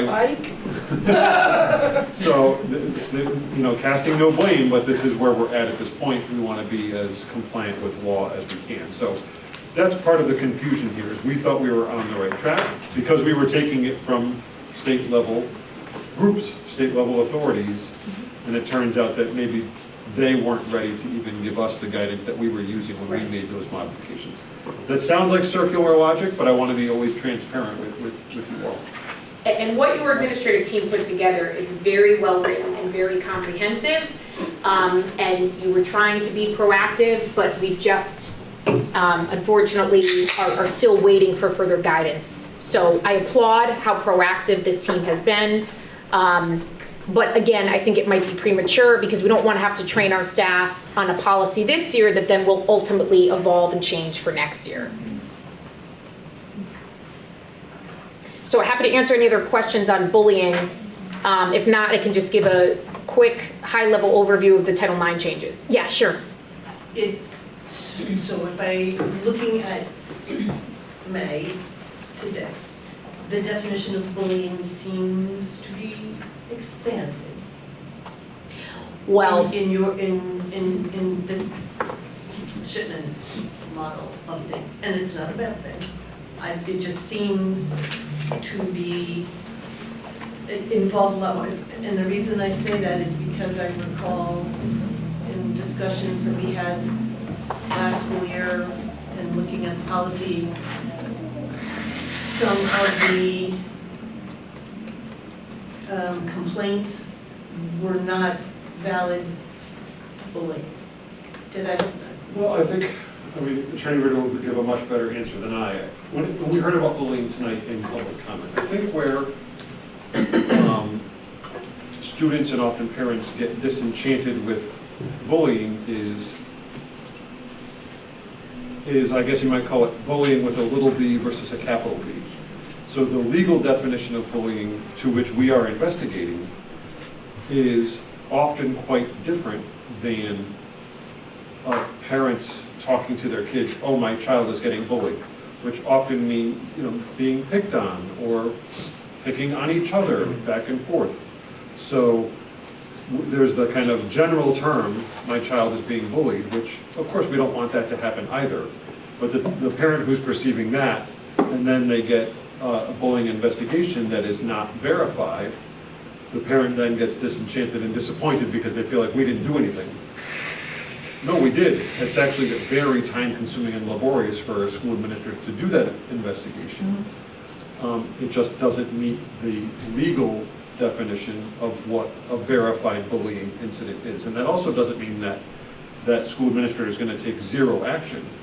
It just means we have a duty to tell the parents this was not a verified act of bullying according to the state definition. And yes, you're right, Ms. Moreno, that is part of what's changing in the policy. Right, because it seemed a little bit more drawn out here than in what we put in May, and actually, I guess for me, some of the scenarios of parents complaining about bullying could be found in 1, 2, or 3. So perhaps so that is the current law. So the model policy that you have is the current law. Right, because again, it was discretionary to adopt CABE's policy, which did have a sweeping change of the definition of bullying. So what you're looking at is good law for now until next year, right? So that is verbatim from the statute. But I think to Dr. Gasper's point, where I think parents either get upset or disappointed in whether or not something is verified, is the bullying statute is per se not a disciplinary statute. There's nothing actually in the disciplinary statutory provisions here in Connecticut that talk about what you have to do if bullying is or is not verified. And in fact, the spirit of the law, particularly next year when we have to adopt CABE's verbatim policy, again, is not to label students, not to be punitive in nature, but to move towards our restorative practices and find more supportive measures and to enhance the overall school climate. And so I think to Dr. Gasper's point, and I get it because I meet with many parents, we represent many administrations who have to deal with this issue, I think that sometimes is the confusion. That it doesn't necessarily mean it's going to result in a punitive measure for the alleged perpetrator. So for our context, in the law that'll take effect next year, Attorney Ritter, is the definition of bullying broader or narrower? So it depends how they implement it administratively. What they've now done is they've taken a very comprehensive definition of bullying, which you have right in front of you. And they now will have 2 buckets of thought. One will be what is described as bullying, and one will be described as challenging behavior. Bullying will now be defined as a perceived imbalance of power, which can be very subjective, and that's why we're waiting for the regulatory framework to further flesh out what that means. Then there will be another category of behavior called challenging behavior, which will not meet the definition of bullying, but again, hopefully will allow administrators to say, we went through our policy, it didn't meet the definition of bullying, however, it does fall into this category of challenging behavior, and here are some of the restorative practices that we're going to recommend because it doesn't quite meet the definition of bullying. So I do think you will actually probably have less verified incidents of bullying under the new definition. But I can't. Challenging behaviors. But challenging behavior won't be a verified incident of bullying. So I think you will have more that will fall in the camp of challenging behavior, and then we're just waiting to hear from CABE as to then, one, how we investigate both categories of behavior, and then what is the outcome and what is our obligation with respect to sharing that information with parents and students. So that's really what we're waiting for. The policy that you have in front of you outlines all of that, because the statute is very clear right now as to how we're supposed to address a bullying complaint now. So unfortunately, we're just, right now our recommendation is comply with that model policy until we get further guidance. We are working in consultation with CABE to help with the administrative guidance. So I am hopeful that in a few months we'll be able to share that with you. Thank you. We know that's a heavy topic and it's quite complicated. It's complicated for staff too. Do you want to move on to the Title IX? So I'm happy to move on to the Title IX. I'm happy to answer any specific questions. So just so you know, the Title IX regulations that were adopted in 2020 have been significantly overhauled. So now we have our 2024 regulations, which took effect this August 1st. So that means if there's any conduct that is brought to your attention that happened prior to August 1st, we have to use the old Title IX procedures, the 2020 procedures. Anything that would come to your attention August 1st, 2024 and beyond, we use the new procedures. The training is now an annual requirement. If you are a Title IX coordinator or you are going to be an investigator, which will probably be several of your administrators because you are such a large school district, there is also an annual training, which is about 3 hours. We are actually hosting a webinar tomorrow that I think some of your personnel are attending, and we also can offer individual training to answer any individual questions because it is a significant undertaking for our administrative staff. What you have in front of you is the model policy that covers all of the regulatory changes from 2020 to 2024, and it would be our recommendation that you do adopt that policy because you don't have much discretion with respect to adopting that policy. So just like our DCF policies or just like our bullying policy, the state and federal government has not left you much autonomy in tailoring those policies to achieve what you might want to see in New Britain. You pretty much have to adopt them verbatim. And failure to adopt the policy and failure to follow the federal regulations would lead to significant liability for any school district. I'm happy to either walk through some of the significant changes, or if you have any questions, I'm more than happy to answer them. I do, in the PowerPoint that you have in front of you, slide 5 on does give a very just brief general overview of some of the changes. So we do plan on bringing this to the policy committee as well? So. Obviously, both of these are critical policies that will get implemented often in our school district. So we want to make sure we do it right. Staff, as Attorney Ritter alluded to, we've already begun the training process, so thanks to our good guidance from Shipman, we're aware and we're working on it, but the task is large. I have a dumb question. Who's the Title IX coordinator for us? I believe it's Oh, Mr. it's not a dumb Spalding, or question. is it? Shared responsibilities with Ms. Mary. Oh, you do, okay. Okay, co-Title IX coordinators, which makes sense in a district this size. It's Ms. Manning and Mr. Spalding. Gotcha. And Dr. Sanders plays backup. And then you also, She's trying to avoid eye contact over there.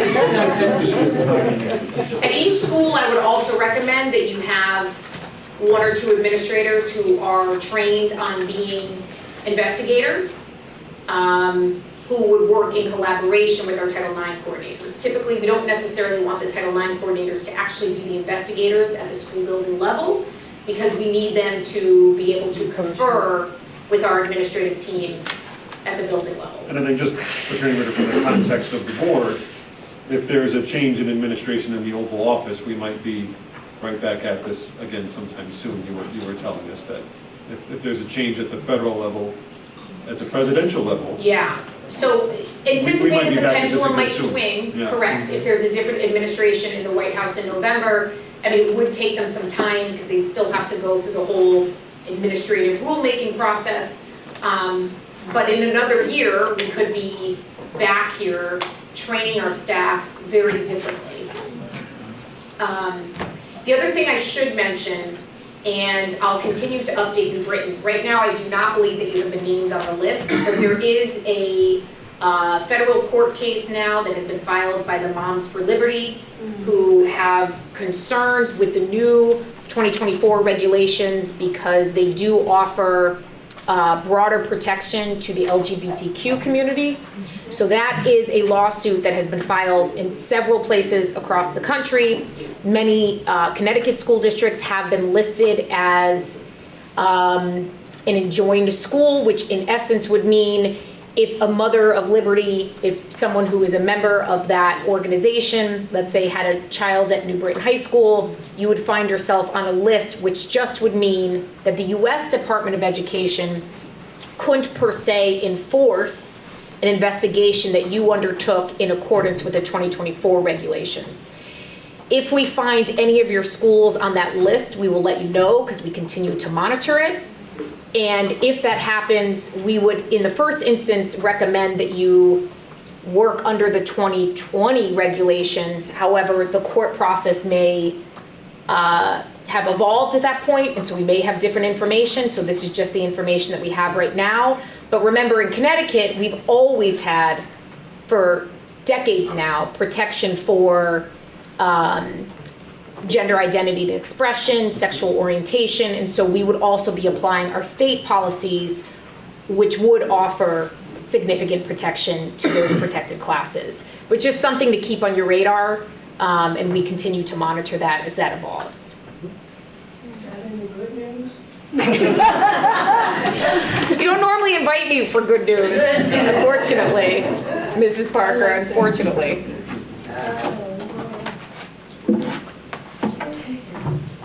Any other questions for Attorney Ritter? Okay, thank you all very much. Attorney Ritter, this is yours.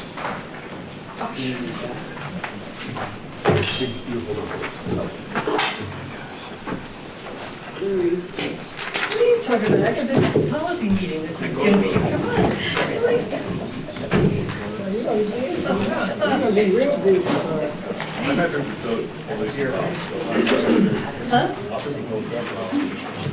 All right. Moving on to item A, can I have a motion to approve minutes from the regular Board of Education meeting on June 3rd? Second. Any comments?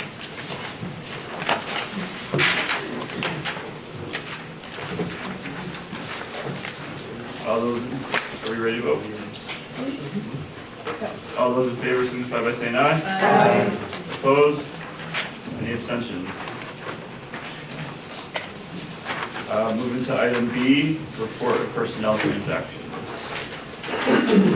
As I stated in my report, I want to say thank you to our talent department.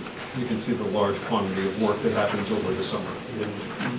It's quite extensive. We filled a lot of the hard-to-fill positions too, math, art. We know that staffing continues to be a concern at all levels and all phases, all types of staff, but it is not for lack of really impressive effort by the talent department.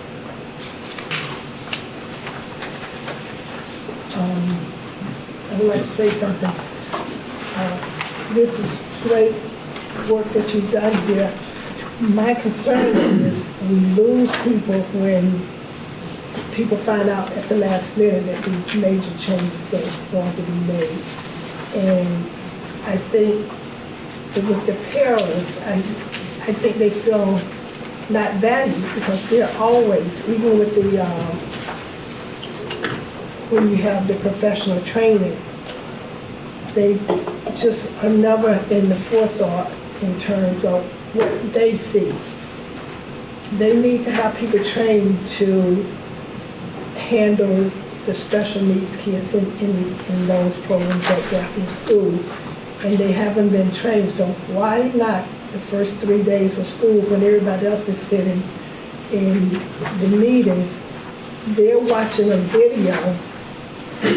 We should be training the people that have not been trained so that they are able to do the job, so that you only have 3 or 4 people who are trained to do it. You're not supposed to touch the students unless you've had training. And so you're bringing in substitutes and different people when you don't even have the regular staff trained. And I just think we need to pay more attention and make them feel more valued. I don't feel that that was throughout my whole career as a teacher and having parents. And I'm still seeing some of the same stuff. There's no way they should walk in that building thinking they have one job and find out they got a totally different job. They've been moved to a totally different school. I would want to quit too. I would be looking for another job too, because this happens over and over and over again. And somehow, we've got to do something different if we want to keep the parents. I completely agree with you, only because I had to live through the loss of staff last year. And it was hard, and I only found out when I was preparing reward baskets for my staff, because I do that. You guys have seen me like take pictures and share them, but I actually made staff baskets. And that's how I found out that one was out to injury and one was out to serious illness, which meant from 3 and 3, we were down to 2 and 2 plus a teacher. The bigger shock is incontinence training that nobody seems to know about, but is such a big part of special education. It really is. And that shifts when they get to the high school level. It really does. Our staff doesn't know, and it really is culture shock, and it shouldn't be. And I would do the dip too. And that's the one thing I keep hearing from my para staff and even from special ed teachers, that they wish they could be able to support their staff. 1. And 2 is the staff themselves actually saying, I wish I could. Without the fear of, I'm going to lose my job or the agency is going to replace me, because so many are in there through an agency. Like, we're not able to get our own staff through regular prospecting. I just don't know what's going on, but I feel it. I feel it. 3 in pathways, and you feel when one person is missing.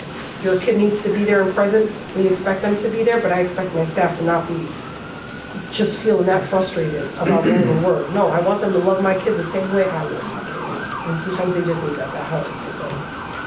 I see it. So thank you. Any other comments? Okay, this was informational only. Moving on to item C, enrollment report. Now that I think about it, I just saw one thing I did want to talk about. I know, in an effort to bring some positivity. Right? I try. Okay, well, try to balance that, right? I will say, and this is only work, selfishly, this is work that I was connected to prior to passing on to a different district. I'm starting to see this, and I'm happy to see that the investments we're doing with the alternative pathways are starting to come back again. And I know there's a lot of work done by Mary Ellen, by Brother DeAndre Sims, Dr. Sanders. So I, having been uniquely connected to that work, I see, correct residents that are finally here. Shameless plug, I was one of their instructors, good or bad, I don't know, you can ask that, but. I also see on the list a former student. I'm that age now, so I'm not going to name names and put people on blast, so to speak, but at least it's nice to see that some of those alternative pathways are starting to, pay the dividends, because to be quite honest, I'm concerned because I want to make sure that we keep the pedal down on those programs as well. I mean, yes, we want them from the EPPs and the universities, but I think we will be uniquely more reliant on some of those pathways as we move forward, which is a good thing. I don't think it's a bad thing. It's just, I'm glad to see some names on there that are from the non-traditional sort of pathways. Moving on to enrollment report. Well, as you see, it's the first of the year, so you'll see no change from other reports in the year. And I just gave you kind of anecdotally. So we know these numbers will grow. We're still taking registrations. As I informed you in my weekly update, we are flexing staff, and I'm improving overtime staff to get kids registered as quickly as possible. Oh my God, no, it was just back to the retirements list, because I just wanted to say thank you to Mr. Fernandez for just being an amazing person. But it was only because, even though I kept reminding my daughter about the importance of saying somebody's name right, he was the only one that threatened suspension if she kept calling him Fernandez. And so I just want to air hug him right now, because the fact that as of November 1, our whole district is going to change. The support that he gives to the adult community is going to change. Because I love that man. All right, thank you. That's all I want to say. I believe we vote to accept the enrollment report. Yes. All those in favor? Aye. Opposed? Abstentions? Item D, can I have a motion to approve a MOU between CSDNB and Local 871, New Britain Federation of Teachers, to modify and extend Article 412, substitute teaching for the 2024-25 school year district-wide? I move. Second. Angelos. This is unchanged from current conditions. There will be a change with the new contract negotiations, but that doesn't take effect until a year from now. All those in favor signify by saying aye. Aye. Opposed? Abstentions? Motion passes. Item E, can I have a motion to approve an MOU between CSDNB and Local 871, New Britain Federation of Teachers, to modify and extend Article 4 instructional staff work year, work day, or 8 parent-teacher conferences, grades K-6 for the 2024-25 school year district-wide? So moved. Second. Again, unchanged from the current conditions. All those in favor signify by saying aye. Aye. Opposed? Abstentions? Motion passes. Item F, motion to approve an MOU between CSDNB and the New Britain Federation of Paraeducators, Local 2407 AFT AFL CIO, to amend language in Article 11, Section 5 regarding professional development district-wide. So moved. Second. Any comments, questions? I'll just say this is to address another new state law requiring districts to offer paraeducators 18 hours of professional learning.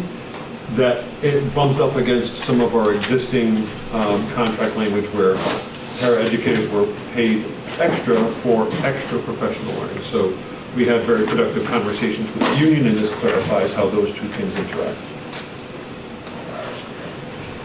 All those in favor signify by saying aye. Aye. Opposed? Abstentions? Motion passes. Item G, can I have a motion to approve a new position request for vocational job coach? So moved. Second. This is the position that was discussed earlier this evening. Any other comments on this? So just to be clear, we're not going to be putting a drop dead date on the positions that we still have open? No, we continue to recruit and hire. So we're opening up another one that still are down too? We anticipate we need to fill the vacancies, which we're working on, and this additional one to serve the need of the kids. Gotcha. All those in favor signify by saying aye. Aye. Opposed? Abstentions? One abstention? Okay. This says it's funded by the IDA. IDEA, correct? Yeah. The whole position? Well, based on the discussions tonight, it'll be at least partly, Partly. right, and we'll be ready to talk to you about that at a later date once we analyze the finances. Okay. Item H, motion to approve recommendation on renaming Brookside Extension Center. I'll move. Second. I'll explain this one. Brookside Extension Center is the currently former Butler building. We had the president of this group appointed myself, Diane Reyes, Duane Pena, as well as Principal Mariette and Principal Verdi and Mr. Richardson to a committee to rename it. We sought out names from parents at Brookside to come with some suggestions. From there, we got a whole lot, probably about 25 different name possibilities. From there, we narrowed it down to 2 possibilities, William McNamara and Geraldine Brown Springer. We then put out a survey to the public through Facebook, email, and various different means. We had the survey open for 2 weeks, and the vote was roughly 73% to 27% in favor of Geraldine Brown Springer. This would be named. So the committee decided to recommend to the board that the former Butler building, Brookside Extension Center, what do you want to call it, be formally named the Geraldine Brown Springer Academic Center.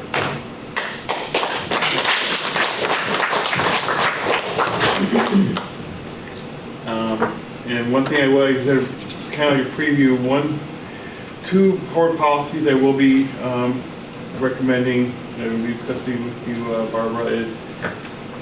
Why is everybody picking on you tonight? Well, no, they're very short. Is I would like to, one concern that came up quite a bit during discussions is we currently don't have a board policy for naming a building for somebody who's still alive. It had come up quite a bit in other towns. You want to have that you should never name a building for somebody who's going to live it because you never know what's going to happen. What do you mean?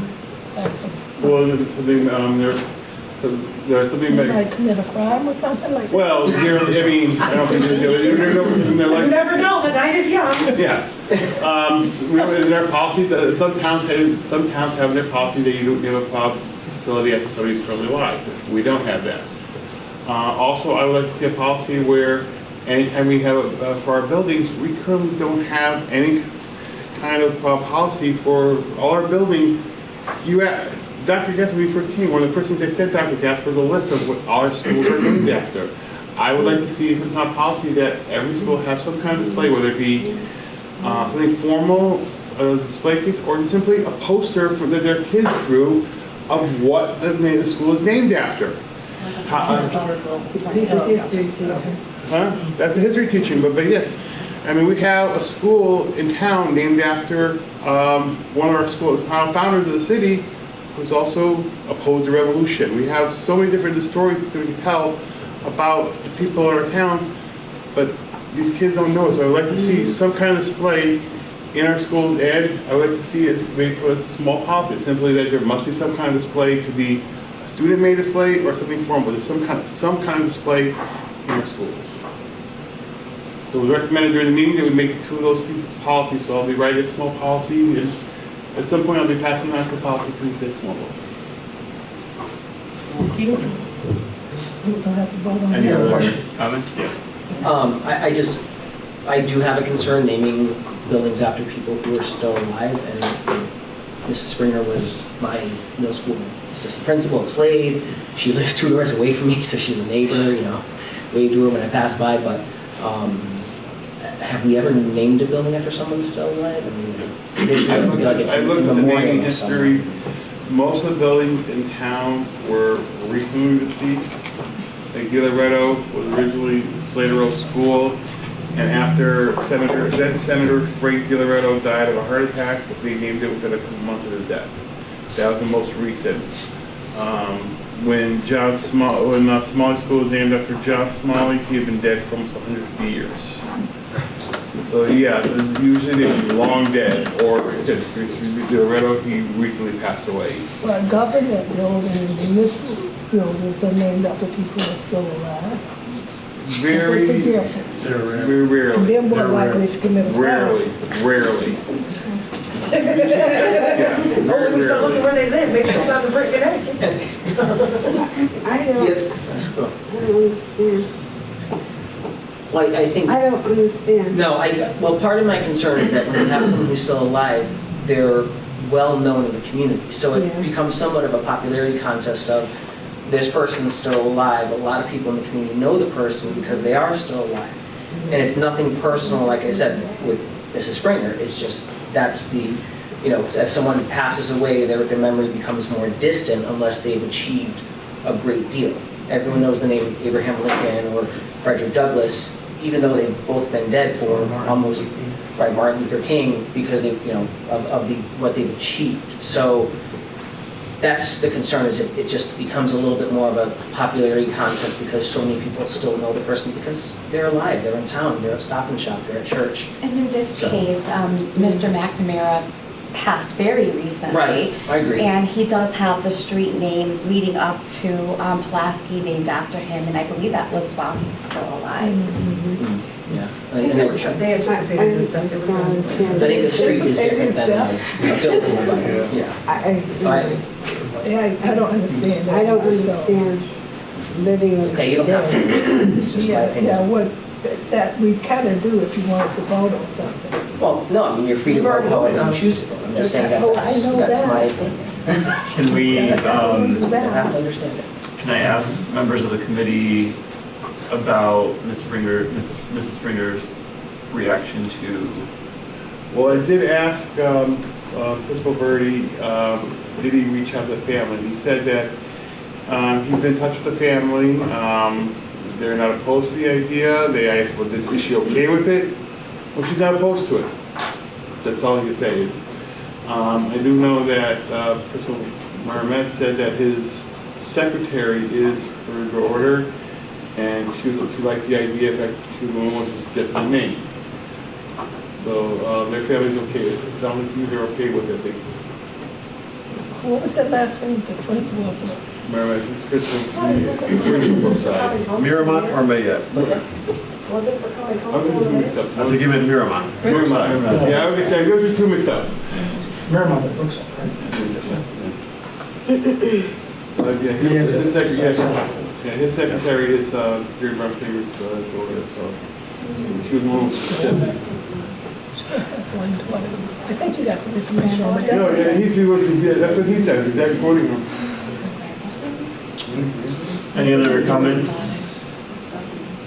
Well, I just know that Jerry worked in the school system. She was a teacher at the high school. She was a guidance counselor at the high school and in middle school. And she was an assistant principal. And she had to, well, I should say she had to fight. The community had to fight when we wanted to name her principal a slave student. And you said she was the second person of... Second woman. Second woman. The principal of McBrain. Now, I mean, there was a big talk about you. So I don't think she'll be committing any crimes in the next, before she dies. She was the second woman principal ever in McBrain history. Just to be clear, I don't think that she is either. That's not my concern. No, that's just spoke very lovingly about it. I agree with you. Okay, we ready to vote? Yes. All right. All those in favor signify by saying aye. Aye. Any opposed? Any abstentions? Edward, you get that? Two nays. Yeah, I got that. Okay. Motion passes. And I know from when we had the catalyst renaming ceremony that this will take effect, I think, in July. You have to go through the whole state process and renaming, correct? Yeah, we should not change names in the middle of the school year.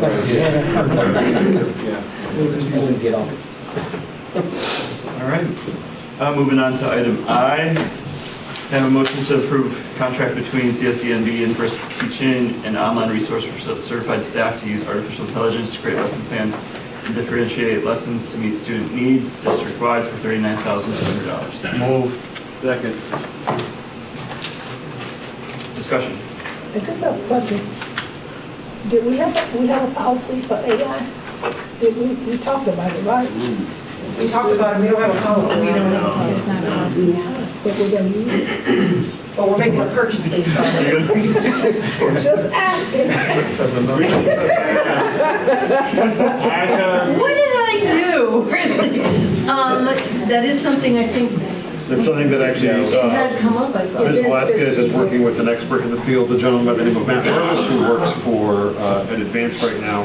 It's in the works, but it's ever changing. I know. It's ever changing. I will say this particular tool was brought to us by one of our teachers, and some of us were initially skeptical, but it is very powerful, and it's not about plagiarism. It's not really avoids some of the fears. It's going to help our teachers do what they need to do better. I think it's a very well invested, just under $40,000. I'll admit, I've used AI for lesson planning. I've used AI for pacing guides, but at the same time, I'm a little skeptical about AI being used. So, well, it's going to be used in exactly the same way you said that you just used it, Mr. King. Maybe use the training right. Oh, you're right. I mean, this thing's about 4.5 years old, for the record. Like, we're just getting on it now. For the record, in case people are wondering, like, this wasn't yesterday. There's teachers who use this for about 4 years, roughly. It is what I know, what little I know about that particular. Yeah, and it's ever evolving. It's very, very powerful. So we've had an expectation for a long time that teachers differentiate their lesson plans, which basically means write 3 or 4 lesson plans for every lesson. Because you're going to have students reading at this level, and this level, and this level. What this tool does is allows the teacher to say, here's the standard I'm teaching, this is the level of rigor I want. Please help me write 3 separate approaches to address the 3 different levels of reading that I have in my class. Well, that would be great in the inclusion class. You're exactly right, Ms. Parker. Write the paper for all the students we have in here as a special ed teacher, trying to come up with a different paper for each student was very difficult.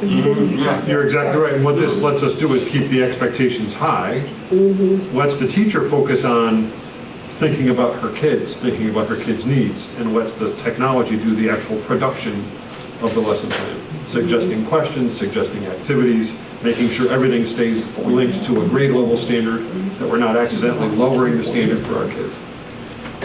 The bigger you guys make sure you have safeguards in place that you're going to lose me and stuff. Well, that's why this company is reputable. That's why we're recommending this particular company. This is much more savvy than just going to ChatGPT. Yeah. Or Gemini or...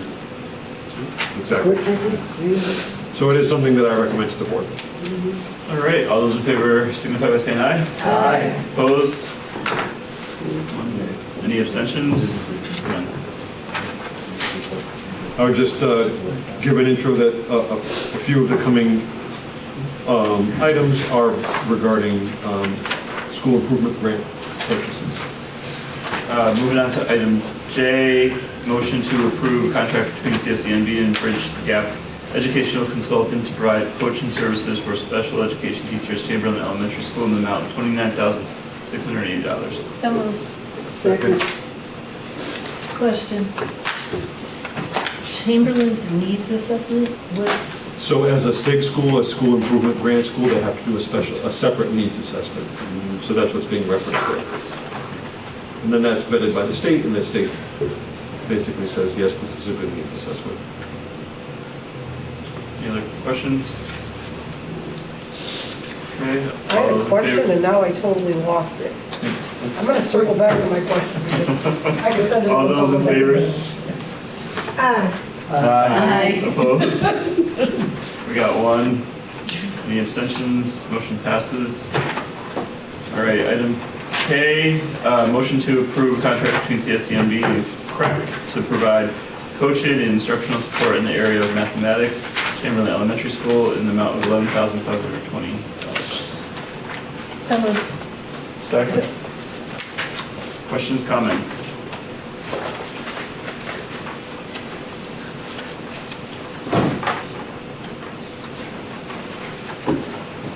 Good. All those in favor signify by saying aye. Aye. Opposed? Abstentions? All right. Motion passes. Item L, motion to approve a contract between CSENB and Chris Rock to provide professional development trainings and restorative practices at Chamberlain Elementary School in the amount of $10,500. So moved. Second. Can I just ask, this is the only school that we're doing this with because of their needs assessment, say whatever plan? So it's an excellent question, and the grants actually require something called supplement, not supplant. So, which means the grant has to be spent on something that's above and beyond what the district is providing to everybody else. Ah, gotcha. So we can't use the grant to pay for services at other schools that are not this SIG, we say SIG, and we can't use the grant to pay for something that all the other schools are getting from board funds, and we use the grant to pay for that. That would be called supplementing. Gotcha. Thank you. Of course. Just made it look like one getting it, and what about everybody And- else? and- and we're that is exactly- hiring these guys to do No, this one. that's a great point, and it's a great point for the whole board to understand, because I'm sure you might get those questions from your constituents. And All the time. when you choose to accept SIG money or Commissioners Network money, you're saying these schools are going to be different. Right. The state has identified them as qualifying for SIG or qualifying for, we call it ComNet, because of their performance level and things like that. So it's expected that, yeah, those schools get something that's different than the others. Right. So when you're asked in the supermarket, just say the state made us do it. And a lot of the schools have. Okay, that'll be my new motto. Some of the teachers ask that question too, because, people would say, well, how come smart, you got this thing, I always used to say, you accept the check, you accept the payment of the neck too, because Exactly. some of the stuff is, yeah. All right. All those in favor, signify by saying aye. Aye. Opposed? Abstentions? Moving on, item F, motion to approve purchase order and bid waiver between CSDNB and Bump Armor to provide Chromebook cases for all elementary schools district-wide, $47,301.45. So moved. Second. Any comments or questions? I just have one question. Jeff, we spend all that money, they won't give us the cases? I wish. It's a purchase that we have to do separately. What if the kids lose the cases? Does the insurance cover that? Yes, it does. My son broke his case at one point, and we need to get it replaced. Okay. Probably the most important purchase of the whole night right here. Brother, I know. All those in favor signify by saying aye. Aye. Opposed? Abstentions? Motion passes. Item N, financial report for June 30th, 2024 through July 31st. Any comments or questions? Oh, yeah. Sorry. Have at it. She's already looking at me sideways. Well, I guess my most burning question is on page 84 of the packet, but page 2 of the operating budget detail, line item 55,690. How do we underspend 300% and get 1.8 million as a balance? We received the excess cost grant, so it's a reimbursement to that line item. Yeah. Okay. That's actually good news this year. We got It, more. it's more lovely money. news, but I'm looking at it as a business person. I'm going, how do you underspend 300%? We got more, and to give credit where it's due, we got a lot more money in excess cost reimbursement than we had been told to expect. Awesome. Keep it coming. That works. And my other question had to do with the retirement. Where'd it go? Retirement contributions. It was a 1.3 negative. And is that, are we expecting any? What page, please? Well, that's page 83 of the packet, but it's Yes. the first page of the. So the 1.3, so the benefits roll up into one account. And so throughout the year, it's budgeted for separately. And yes, it does look like it is a 1.3 negative, but as a whole, the benefits did not go over budget this year, actually. We were able to sweep what we needed to into the self-insurance account and covered all of our expenditures. It just looks skewed on the report because of the way the budgets are allocated in each individual line item. Well, because I remember one of the earlier reports, and you got up because you knew I was going to like hit you with a question about getting contributions back in and whatever, so that we had a huge negative early on. But that's why I was just looking at the. Correct, it's how the accounts are swept. So I know it skews the numbers a little bit. So our contributions are swept directly into the self-insurance account on the city side. Okay. So we don't necessarily see them in our line items. Okay. So it does make our numbers look a little skewed, but for 23-24, fortunately, we did contribute the full amount and we met our expenditures and we're not overexpended in the health insurance line items. Okay, because in the health insurance account though, it says there's a negative 5.9 with that fringes and insurances. Correct. Like I said, it's all skewed just because of everything was swept directly into the self-insurance account on the city side. And that's something. And we'll be fixing that this year. We will correct that. in the current year. Not correct how we do business, but correct how it's reported. Just how it's reported, absolutely. Because we've never had an audit finding on such things. No. It's just because it's swept through the payroll account. It hits a liability account and we have to sweep it. So it just flows through differently. Okay. I got a concern on page 3, the workers' compensation account, over budget by 247%. Correct, so the workers' comp account, we have been under budgeting for that line item, which has been corrected for the 24-25 budget. So yes, it was a little hard to predict in terms of what our expenditures would be, only because we can't predict what the claims are going to be for the year. But again, that's this year, in the current year, the funds have been reallocated to appropriately fund each account, each line item. And on the same page, bus monitors, 174%. Bus monitors. Few line items down. 5312. 53212. Oh, yes. Yeah, so that line item did exceed its budget. It did go over for transportation. But in terms of all the transportation accounts as a whole, because they received the excess cost reimbursement as well, that line item went over. But in terms of as a whole transportation, we did receive excess cost. And if we look at, if we go to the 55-100 line item, and if we look at those transportation accounts, we'll see that there are available funds. They're under expended. I think for context, it's important for the board members to know that something like bus monitors is tied to things like outplacement, so we know how variable that is.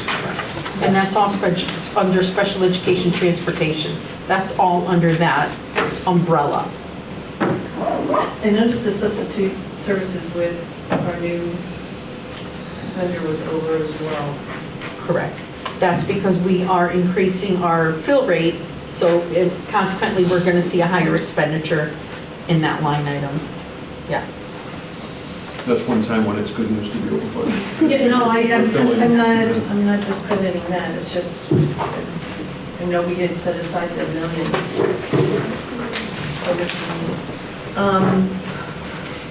Okay, cool. The only behavior, kind of, when we get the big packets, I know the register we get, the full list of transactions is sorted by check date, check number, check It date? is. It's sorted by check run date. I guess my ask is going forward that we sort that by vendor name so that we can see total amount paid to a vendor during a period of time, that instead of having to, so all Amazons together, all, gas and heat and gas are together, all whatever is together, so we see by item, which was just to this line item report, it just,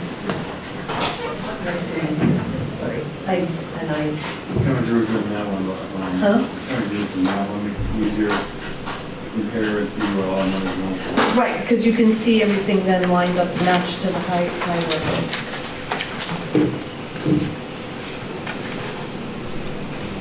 And thank you for all you do. Appreciate that. Thank you, and answering all my questions.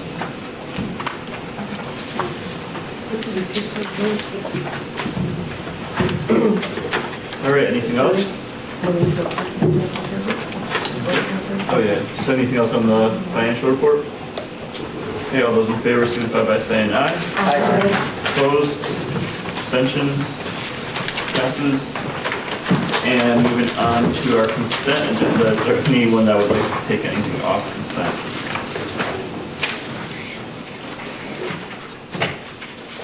Okay. Thank you. You want to send it back to policy?